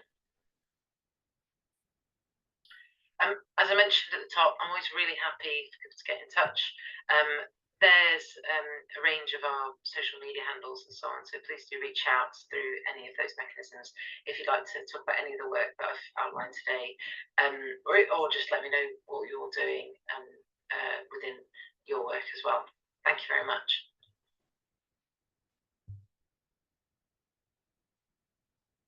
So I'm quite confident that Georgina will have an abundance of people reaching out to her, as is always the case with the fantastic work of the Neurological Alliance. Georgina did mention that she represents the Neurological Alliance England. She spoke about work in the 4 regions within the UK and the collaboration between the UK, Australia, New Zealand, and more recently with the Republic of Ireland. And I do know that the Neurological Alliance of Ireland have gained additional support promised by the newly established government to support neurology. And in particular, one of the points I was very happy to see was an increase in neurology nurses and neurology nurse practitioners. So let's hope the implementation of all of these strategies and policies continues with as much success. Now, it is my personal absolute pleasure to introduce you to our next speaker, a dear friend of the OneNeurology partnership. He is a OneNeurology ambassador, but one of his main roles is as the chair of the National Task Force of the visionary newly established government department in India. We could give a week to you, Rajinder, and I am very happy to just hand immediately over to you. Please tell us about the fantastic work in India and the work that you're doing as well. Thank you very much. At the outset, I must express my gratitude to Orla and Donna and other colleagues at the OneNeurology for inviting me and asking me to make a presentation. It has been really a pleasure for working all of you for many years now as a OneNeurology ambassador and working together for the cause of neurology across the globe and particularly in my country. I'll just share my screen and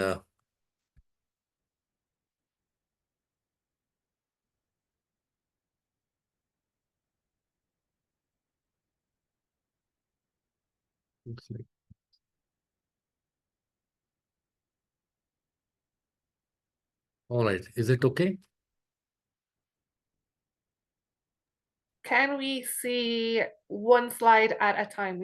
We're seeing Yeah, a number okay. of slides. Yeah. So beginning, okay. So thank you very much, and it's a pleasure.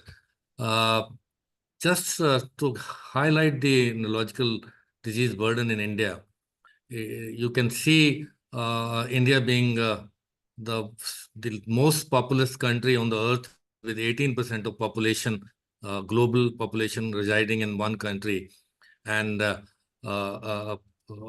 having 1/5 of the land area.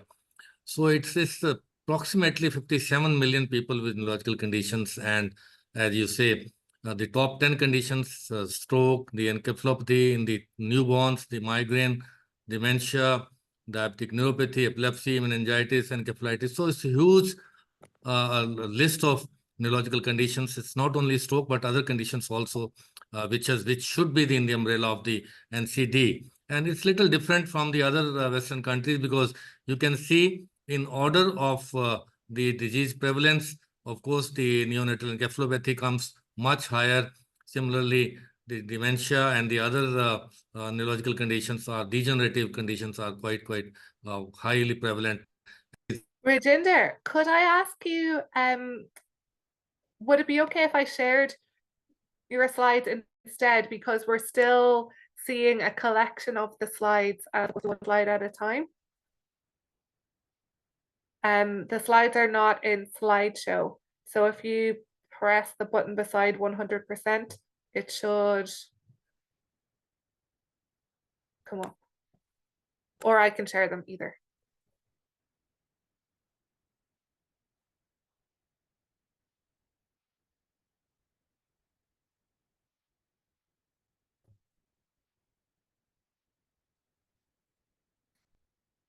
We are seeing the collection of slides. You can go ahead and share the slides. Okie doke.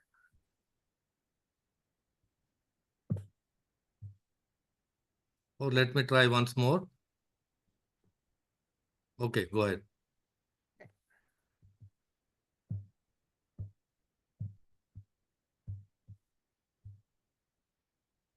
From the beginning? Yes. Here.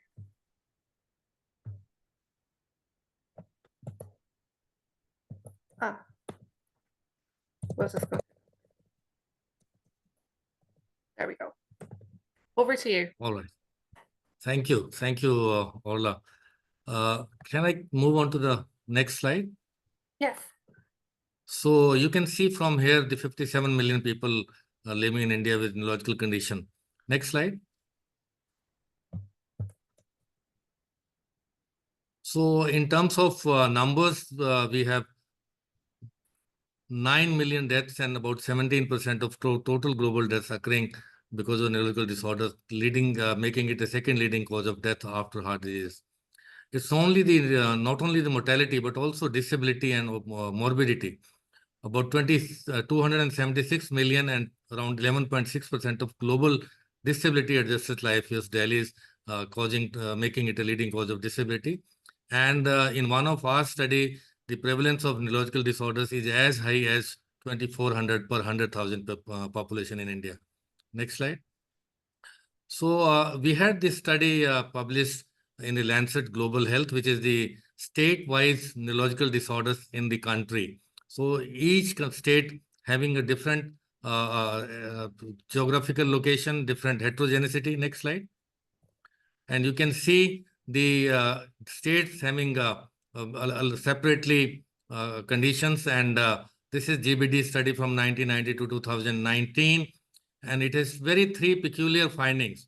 One is that the contribution of non-communicable neurological disorders, which is mainly degenerative and vascular, total number of dialysis have doubled from 4% in 1990 to 8% in 2019. So 30 years is just a double. The contribution of injury-related neurological disorders, which are the traumatic brain injury and the spinal cord injury, have also tripled from 0.2% to 0.6%.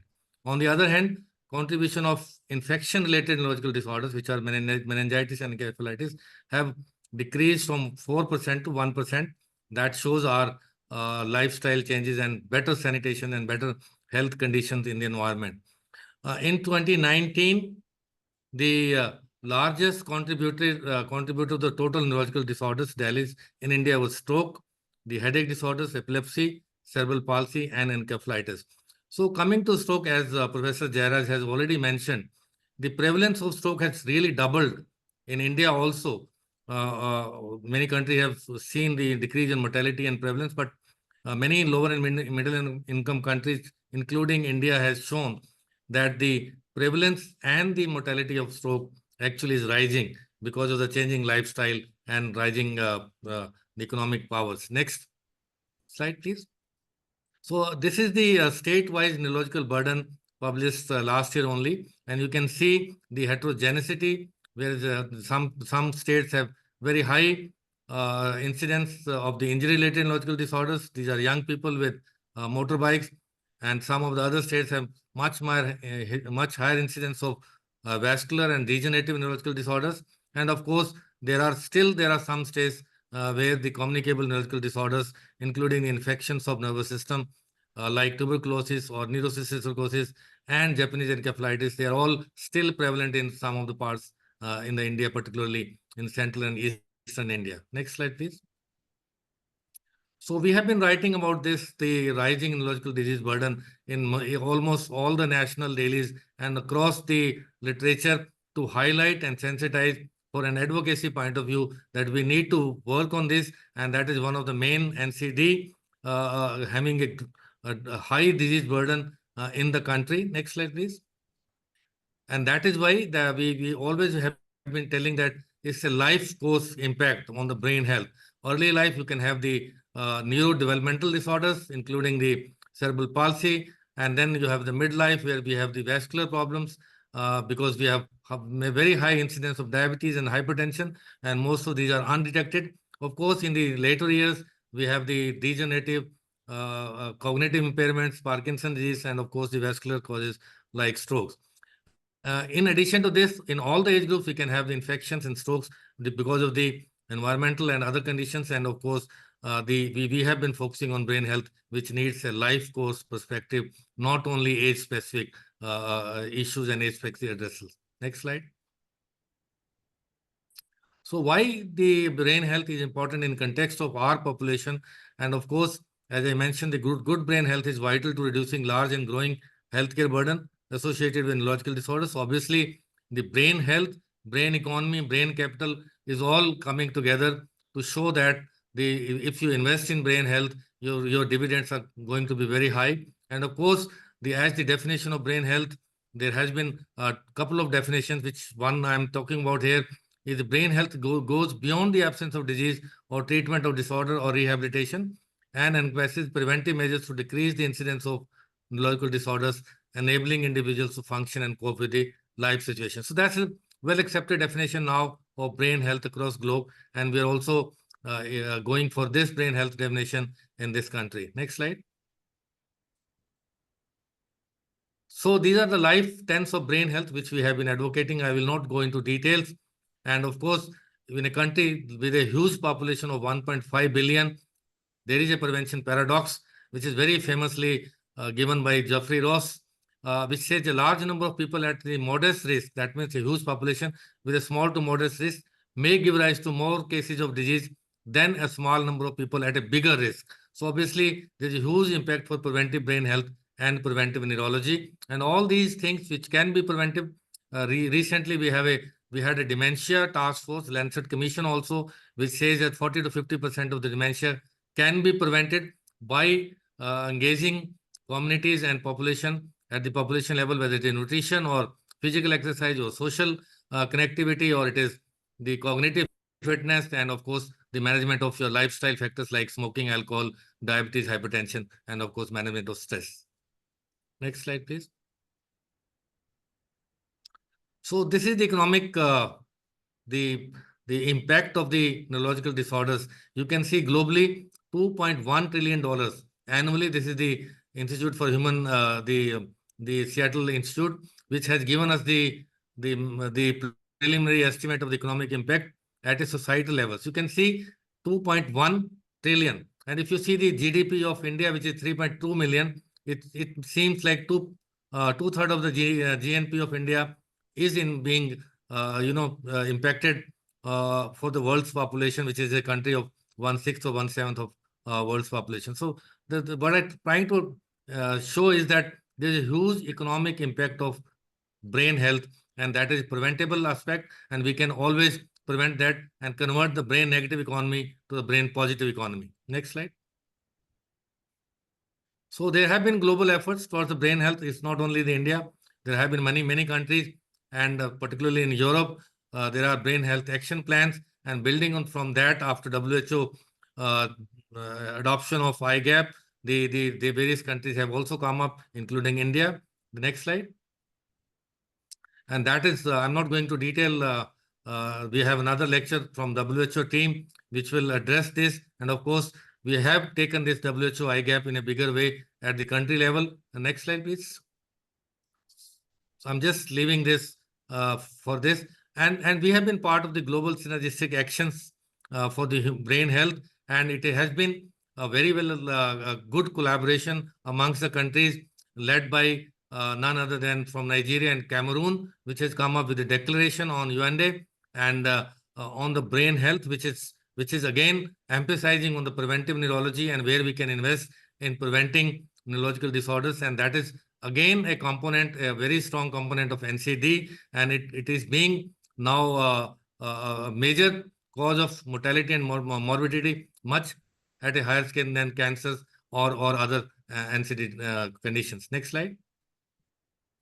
You can see Dr. Pandian also told about this 4 pillars of the preventive brain health, which is surveillance, research, and innovation, and of course prevention, acute care, rehabilitation, as well as palliative care. So all these pillars are needed, which we call them neurological quadrangle, and that is main pillar for the preventive brain health. And our task force is also looking at this. Next slide.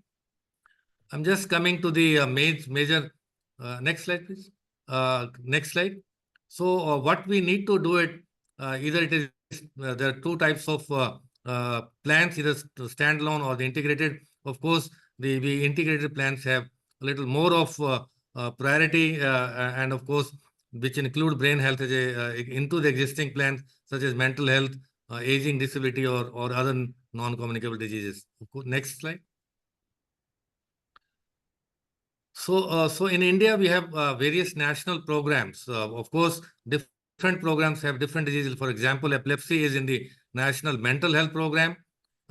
Stroke is mentioned in the National Program for NCD. Dementia is again in many of the programs like preventive palliative care, National Program on Aging, and of course the Primary Health Action Plan, which is again a part of this, and problems like headache or condition like headache does not figure in any current program. So you can see in silos, there are mention of different neurological disorders, but there is no comprehensive national program or a program which addresses the neurological disorders entirely or in a big way. Next slide.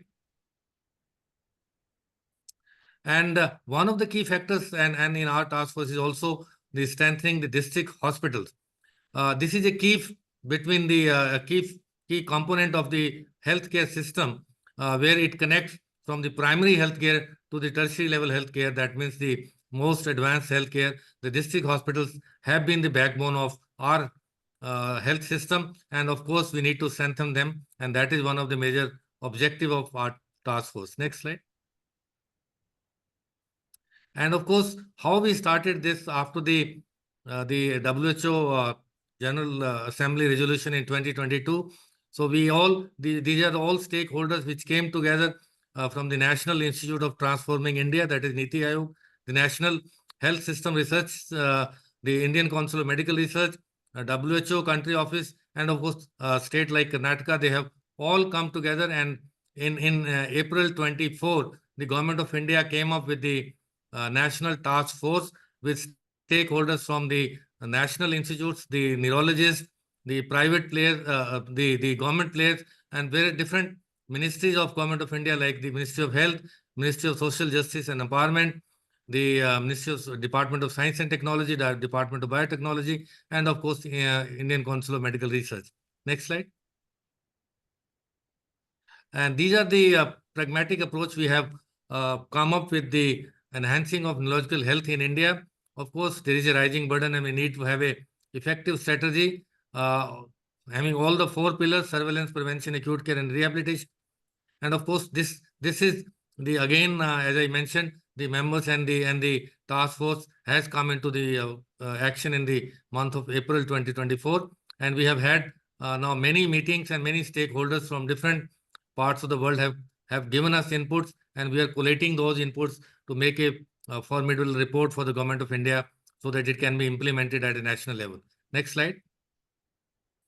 So these are the 4 reference for our task force to recommend the pathways to improve accessibility and quality of brain health at the primary, secondary, and the tertiary level. Of course, to recommend specific action to strengthen and create a robust structured system to provide effective timely diagnosis, that means acute care, and frame strategy for the promotion, management, and prevention of neurological disorders at the primary level. And finally, to recommend ways to create a system of supportive rehabilitation, infrastructure, and providing services at all levels, so that overall well-being of and the functioning of individuals having these conditions can be strengthened and improved. Next slide. We have had 7 meetings so far. Next slide, please, Orla. So we have had 7 meetings, and of course, we have done the situational analysis. We are reviewing the existing policies, plans, and programs, and we are making base policy based on existing literature. And of course, we are coming up with the identification of the gaps. For example, in epilepsy, there is a 70 to 80% treatment gap. Again, in mental health, there is a treatment gap. So accessibility, affordability, availability, and adaptability is very, very important. And this task force for the Government of India will come up with this solutions to some of the solutions to bridge these gaps, to fill these gaps. Next slide. And of course, one model which I'm trying to show here is a very small thing, like a peripheral or a primary health care center where there is a huge burden of epilepsy. There are more than 10 million people living with epilepsy in India, people with epilepsy. So obviously, small things like providing 2 drugs. This is literature saying that even if you provide basic drugs like phenobarbital and phenytoin, you can have a seizure remission up to 65%. So this is way back in 2001 Lancet report from the Indian, a very, very small village where the providing 2 drugs could lead to a huge impact in terms of management of epilepsy. So primary care again comes to be very important at level 1, and of course then the secondary and as well as the tertiary. We have done a study where we have found out that more than 70% of the people with epilepsy do not have to come to a higher center. They can be managed very well at the district level and as well as the primary health center, primary care level. Next slide.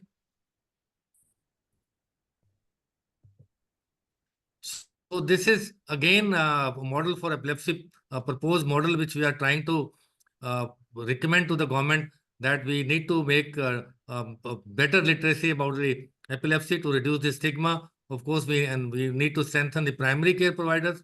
We need to integrate innovative technology at all levels. And of course, we have to make available the essential anti-seizure medications, which is modeled by the WHO, as well as our own national essential medical medicine list. And availability of medicine is again one of the primary focus, which will be very useful for a disease like epilepsy. Next slide.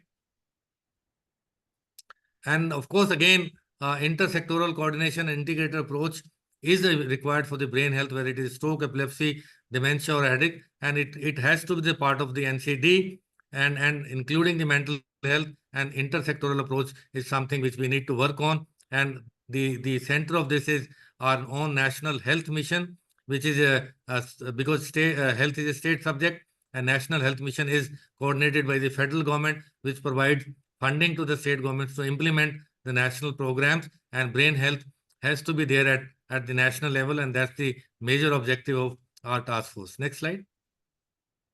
And we have also come up with the district hospital model, where the district brain health clinics, like the NCD clinics or the district NCD clinics, are working, which has a referral linkages up and down both ways to the primary health care as well as to the multidisciplinary care at the tertiary level. So if the brain health clinic is there, you can have a screening, initial screening, then it is screened by a neurologist, and then it is referred to the multidisciplinary care team, so that the wholesome or a holistic care is provided for all these patients. Next slide. And that is the model which is being now studied in one of the states in India at the Karnataka level, where they have come up with the Karnataka Brain Health Initiative that started with the 3 districts. Now it is all over the state, and that model is now in place for last 1 year, and it is being reviewed, and most likely it will be modeled at the national level, and as you can see at the district level, again tertiary care level, as well as at the primary health care level. Next slide. And that is again the whole ministries and whole programs, and including the National Medical Commission. We have the Ayushman Bharat Digital Mission, that is the digital health coming up, and of course the NCD program, National Mental Health Program, and the primary health center is and the district level brain health clinics. So at the district level, our focus is to have a brain health clinics, so that it can be a bridge between the primary health as well as the more advanced tertiary level cares. Next slide.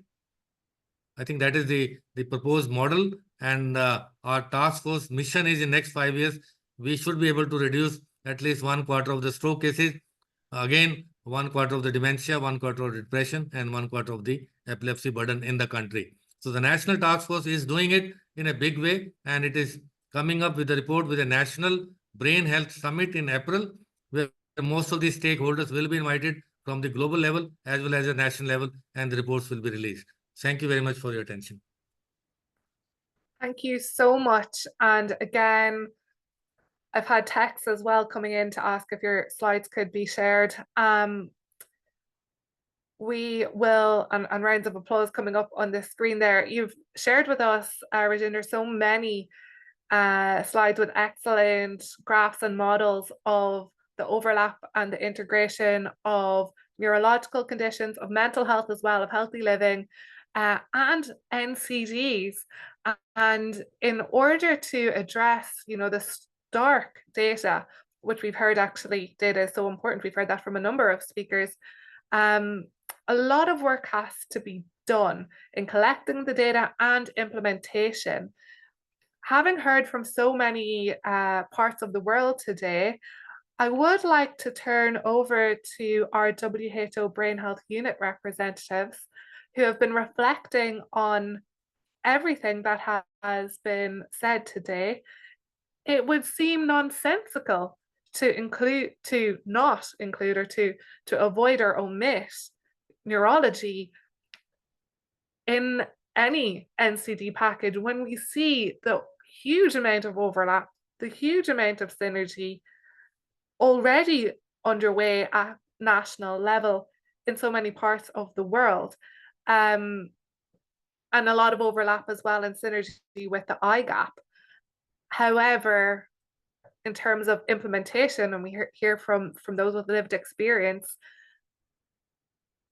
it is that implementation piece that is so important. I'm wondering, on reflection of the DG report from the WHO, how do you see the future of neurology in any sort of NCD framework given what you've heard today, and maybe Neerja, I'll come to you first. Thanks, Orla. I am aware that Tarun needs to leave in 5 minutes. So I don't know, Tarun, if you want to go first, and then I can take over. No, please, Neerja, go ahead. If there's anything I will add, but please go ahead. Okay, great. No, thanks a lot, Orla. Also, thanks for including us in this discourse. I think it's really good to hear from so many of these speakers on various initiatives to bring a focus on neurological disorders. What has really resonated with me while I've been listening is this need for collaborative action. We heard mention of having a common voice, having heard about how this makes it a louder voice when we speak together. And also, whether it is the collective advocacy from the Stroke Coalition, or also the importance of, the joint political campaign that Georgina alluded to.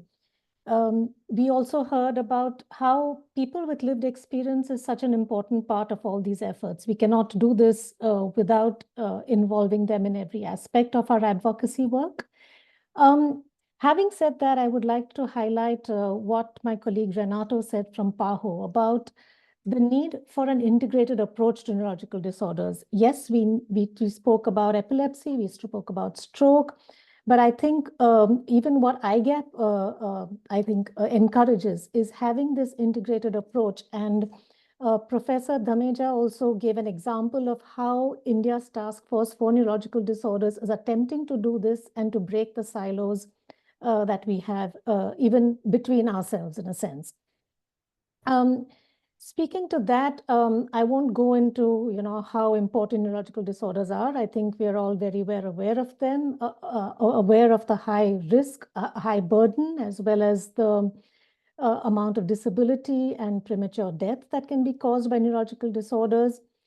Much of our work in brain health is also about mainstreaming brain health. So raising the awareness and commitment to brain health friendly policies.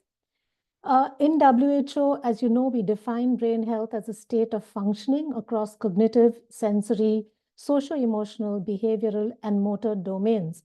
Now, why is this definition important? I think it highlights that when we are talking about brain health, we need to work beyond just neurology. I think when we speak about brain health determinants, and you heard Dr. Dhameja enlist some of these risk factors, a lot of this is related to NCDs. And in fact, if we're looking at optimal brain health, we could also potentially reduce the incidence and disability related to NCDs. And I think that's an important message to highlight when we are advocating for neurological disorders within the NCD agenda.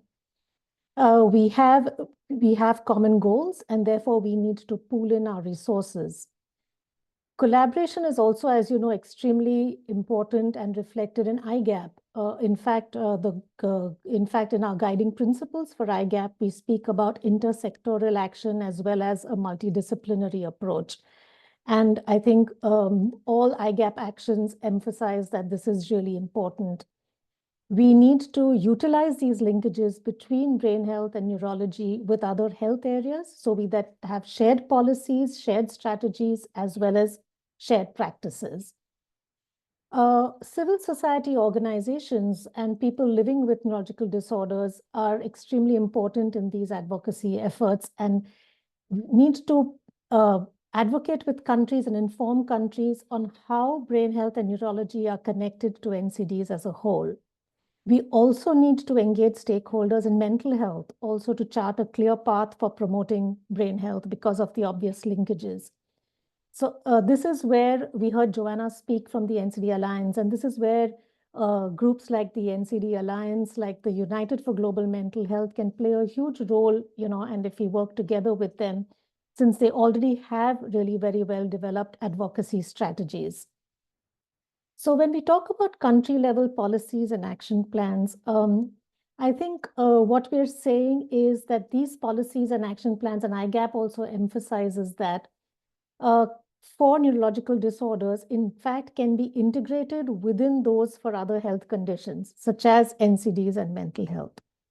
So it's important to emphasize this when we're talking about policies. It's important to emphasize this when we're talking about health systems, because we know that also the synergies between NCDs and neurological disorders means that we can have synergistic actions for improving and strengthening health systems, whether it is in terms of data collection, whether it is in terms of having multidisciplinary teams, improving rehabilitation, emergency care, as well as now strengthening digital health.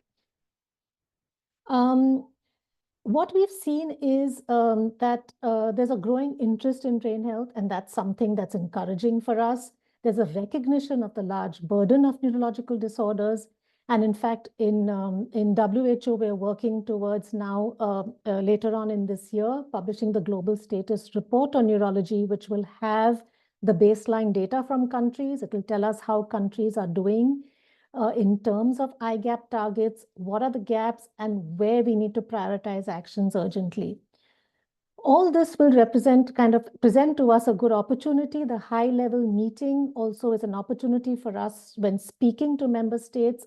I think it's important for us to identify the champions who are our friends who can emphasize and highlight and magnify this message, looking to leverage how we can this increased focus on NCDs can be used for highlighting the importance of neurological disorders, seeking opportunities for partnerships, and working towards a shared agenda and priorities. Let me stop here, Orla, and hand back to you. I don't know if Tarun is still on the call. Yeah, no, just to add, I think what Nisha very much emphasized the importance of collaboration, and she very much emphasized the need for continued advocacy. I think we have learned from the good work that has been done by NCD Alliance, United for Global Mental Health, many of you who are on the call, that, as we are thinking about any global, regional, or national agenda, advocacy by all the stakeholders in a joint voice, it can lead to some changes. And I think if we are thinking about the road to action in 2025, we need to bring all those stakeholders together. So it's about people with lived experience, which you have, but also then how can we influence the policymakers in countries to raise the prioritization of neurology in the global agenda. So I think it's an important task, but we have learned in global health that if people from bottom up, civil society comes up with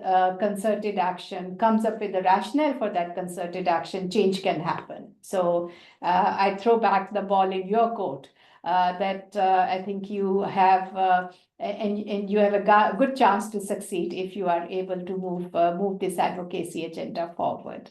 So with these summary remarks, I need to move to my other meeting, but it was a pleasure to participate. And Nisha will be here to answer any questions. Bye, everybody. Bye-bye. Bye, and thank you so much. I want to be respectful of everyone's time. So I think I'll wrap up with one question, a modified version of one question that came in before I hand over to Karine, our vice chair, to close. The question has come in around, we get this all the time with OneNeurology, that, for example, with Alzheimer's disease, some of the condition-specific costs are actually the most burdensome versus some of the overlapping issues. How can we ensure that with things like IGAP and with NCD policies, that we do not overlook the condition-specific needs? And actually, Joanna, if you don't mind, I might come back to you, because you had a very good point earlier this week in that by raising awareness of neurological conditions, we amplify NCDs, but we also amplify health. We've heard a number of people talking about health systems. Joanna, are you there? Yes, I'm here. Yeah, thank you. Thank you, Orla.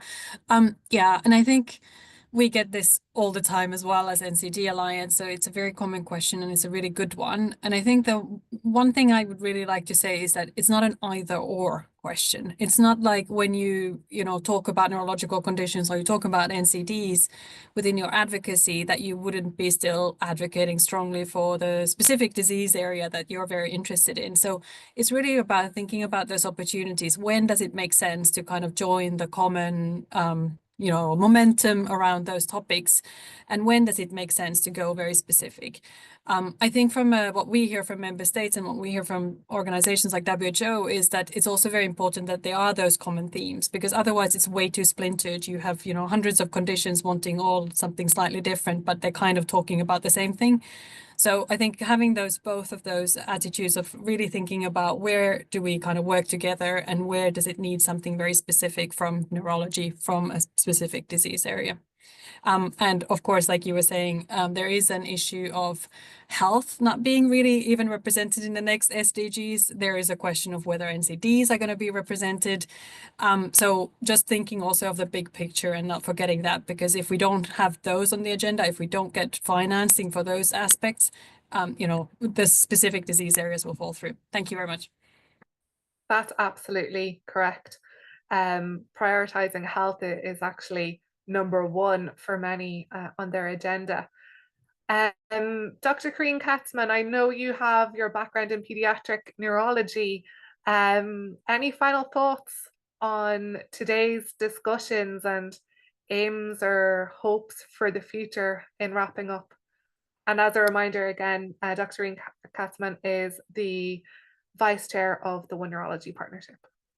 Thank you, Orla. I really enjoyed this meeting, and thank you for all these relevant statements of the survivors who still live with the burden of neurological disorders, but are impressively active in advocating for the recognition of neurological disorders as one of the major NCDs and for the amelioration of the practice of neurology in their countries, thus increasing survival chance and quality of life of survivors of neurological disease.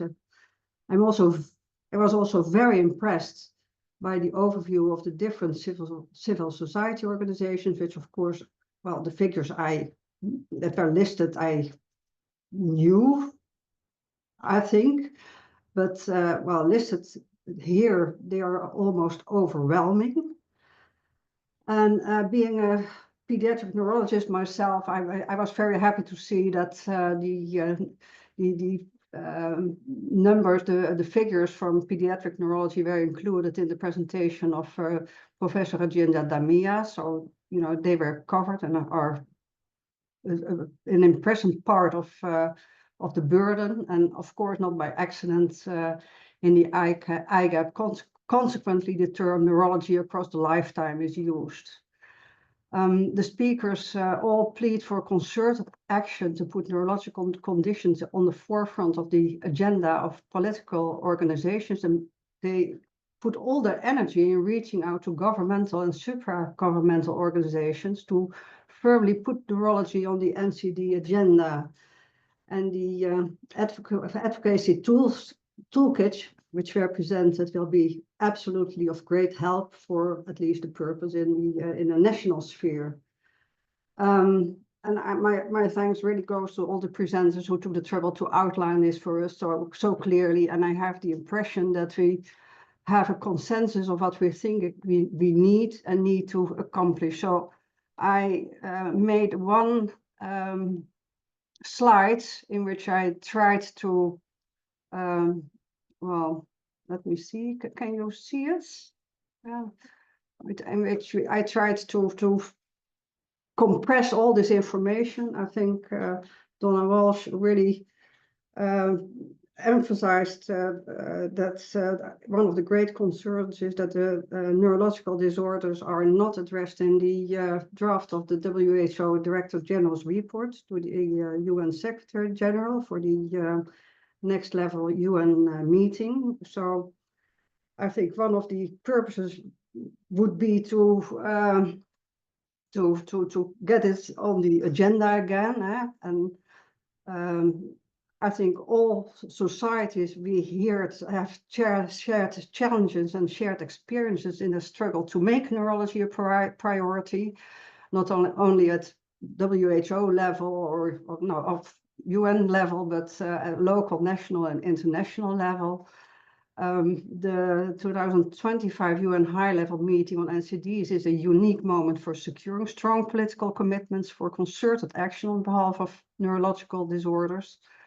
And well, we have to advance forward, united in a concerted action to make neurology and brain health a priority on the political health agenda. But I fear that, you know, it's not only brain health. Many of the neurological diseases are beyond brain health, such as, for example, the many rather rare genetic neurological disorders and, well, immune-mediated disorders, and just name it. So there always remain neurological disorders which have to be treated, and of which survivors always have to attend to.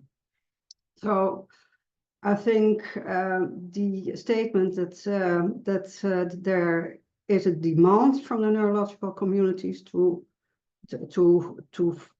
do this, you know, to get neurology on the political agenda again. There's a united response needed. I heard Professor Pandian say one world voice for neurology. I think that is a nice expression, an important expression, and also that civil society organizations such as we all must play a crucial role in shaping the political declaration.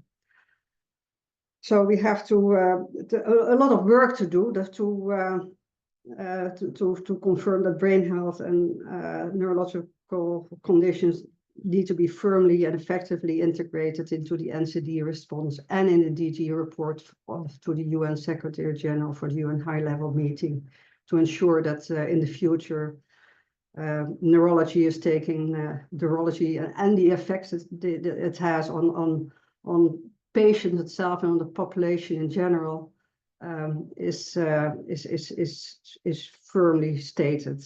So in my opinion, those were the most important messages made in these presentations. Maybe I forgot some, so apologies for that when I forgot to That's excellent. one of the others, but maybe we can add that well now or well afterwards.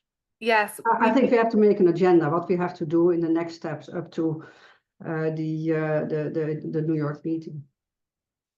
And we have to do that together. This is it. And OneNeurology will be reaching out to all of those interested stakeholders with to develop a united response and a united ask for the inclusion or addition of neurology in that final report. So I believe we have up until May to have our impact made. Thanks again to all our participants. In terms of some information, this meeting has been recorded. We will be sharing some highlights with you all by way of a report. We will be collecting some quotes from all of our speakers. You will be contacted for your approval to share these. And we will be in touch with you with the next steps on behalf of the OneNeurology partnership and some external partners who are interested in neurology in this space. And a huge thanks again to the NCD Alliance for their support with this webinar. I actually, because I can see who some of these attendees are, we do actually have some member states in attendance listening to the call today. We have some calls set up with member states following this meeting who are going to listen after this event as well. And we will share with you some of the insights that we gather from national level from ministries. So thanks again, and we'll be in touch with you very, very soon. Thank you. Thank you, Ola. Thank you so much. Thank you all.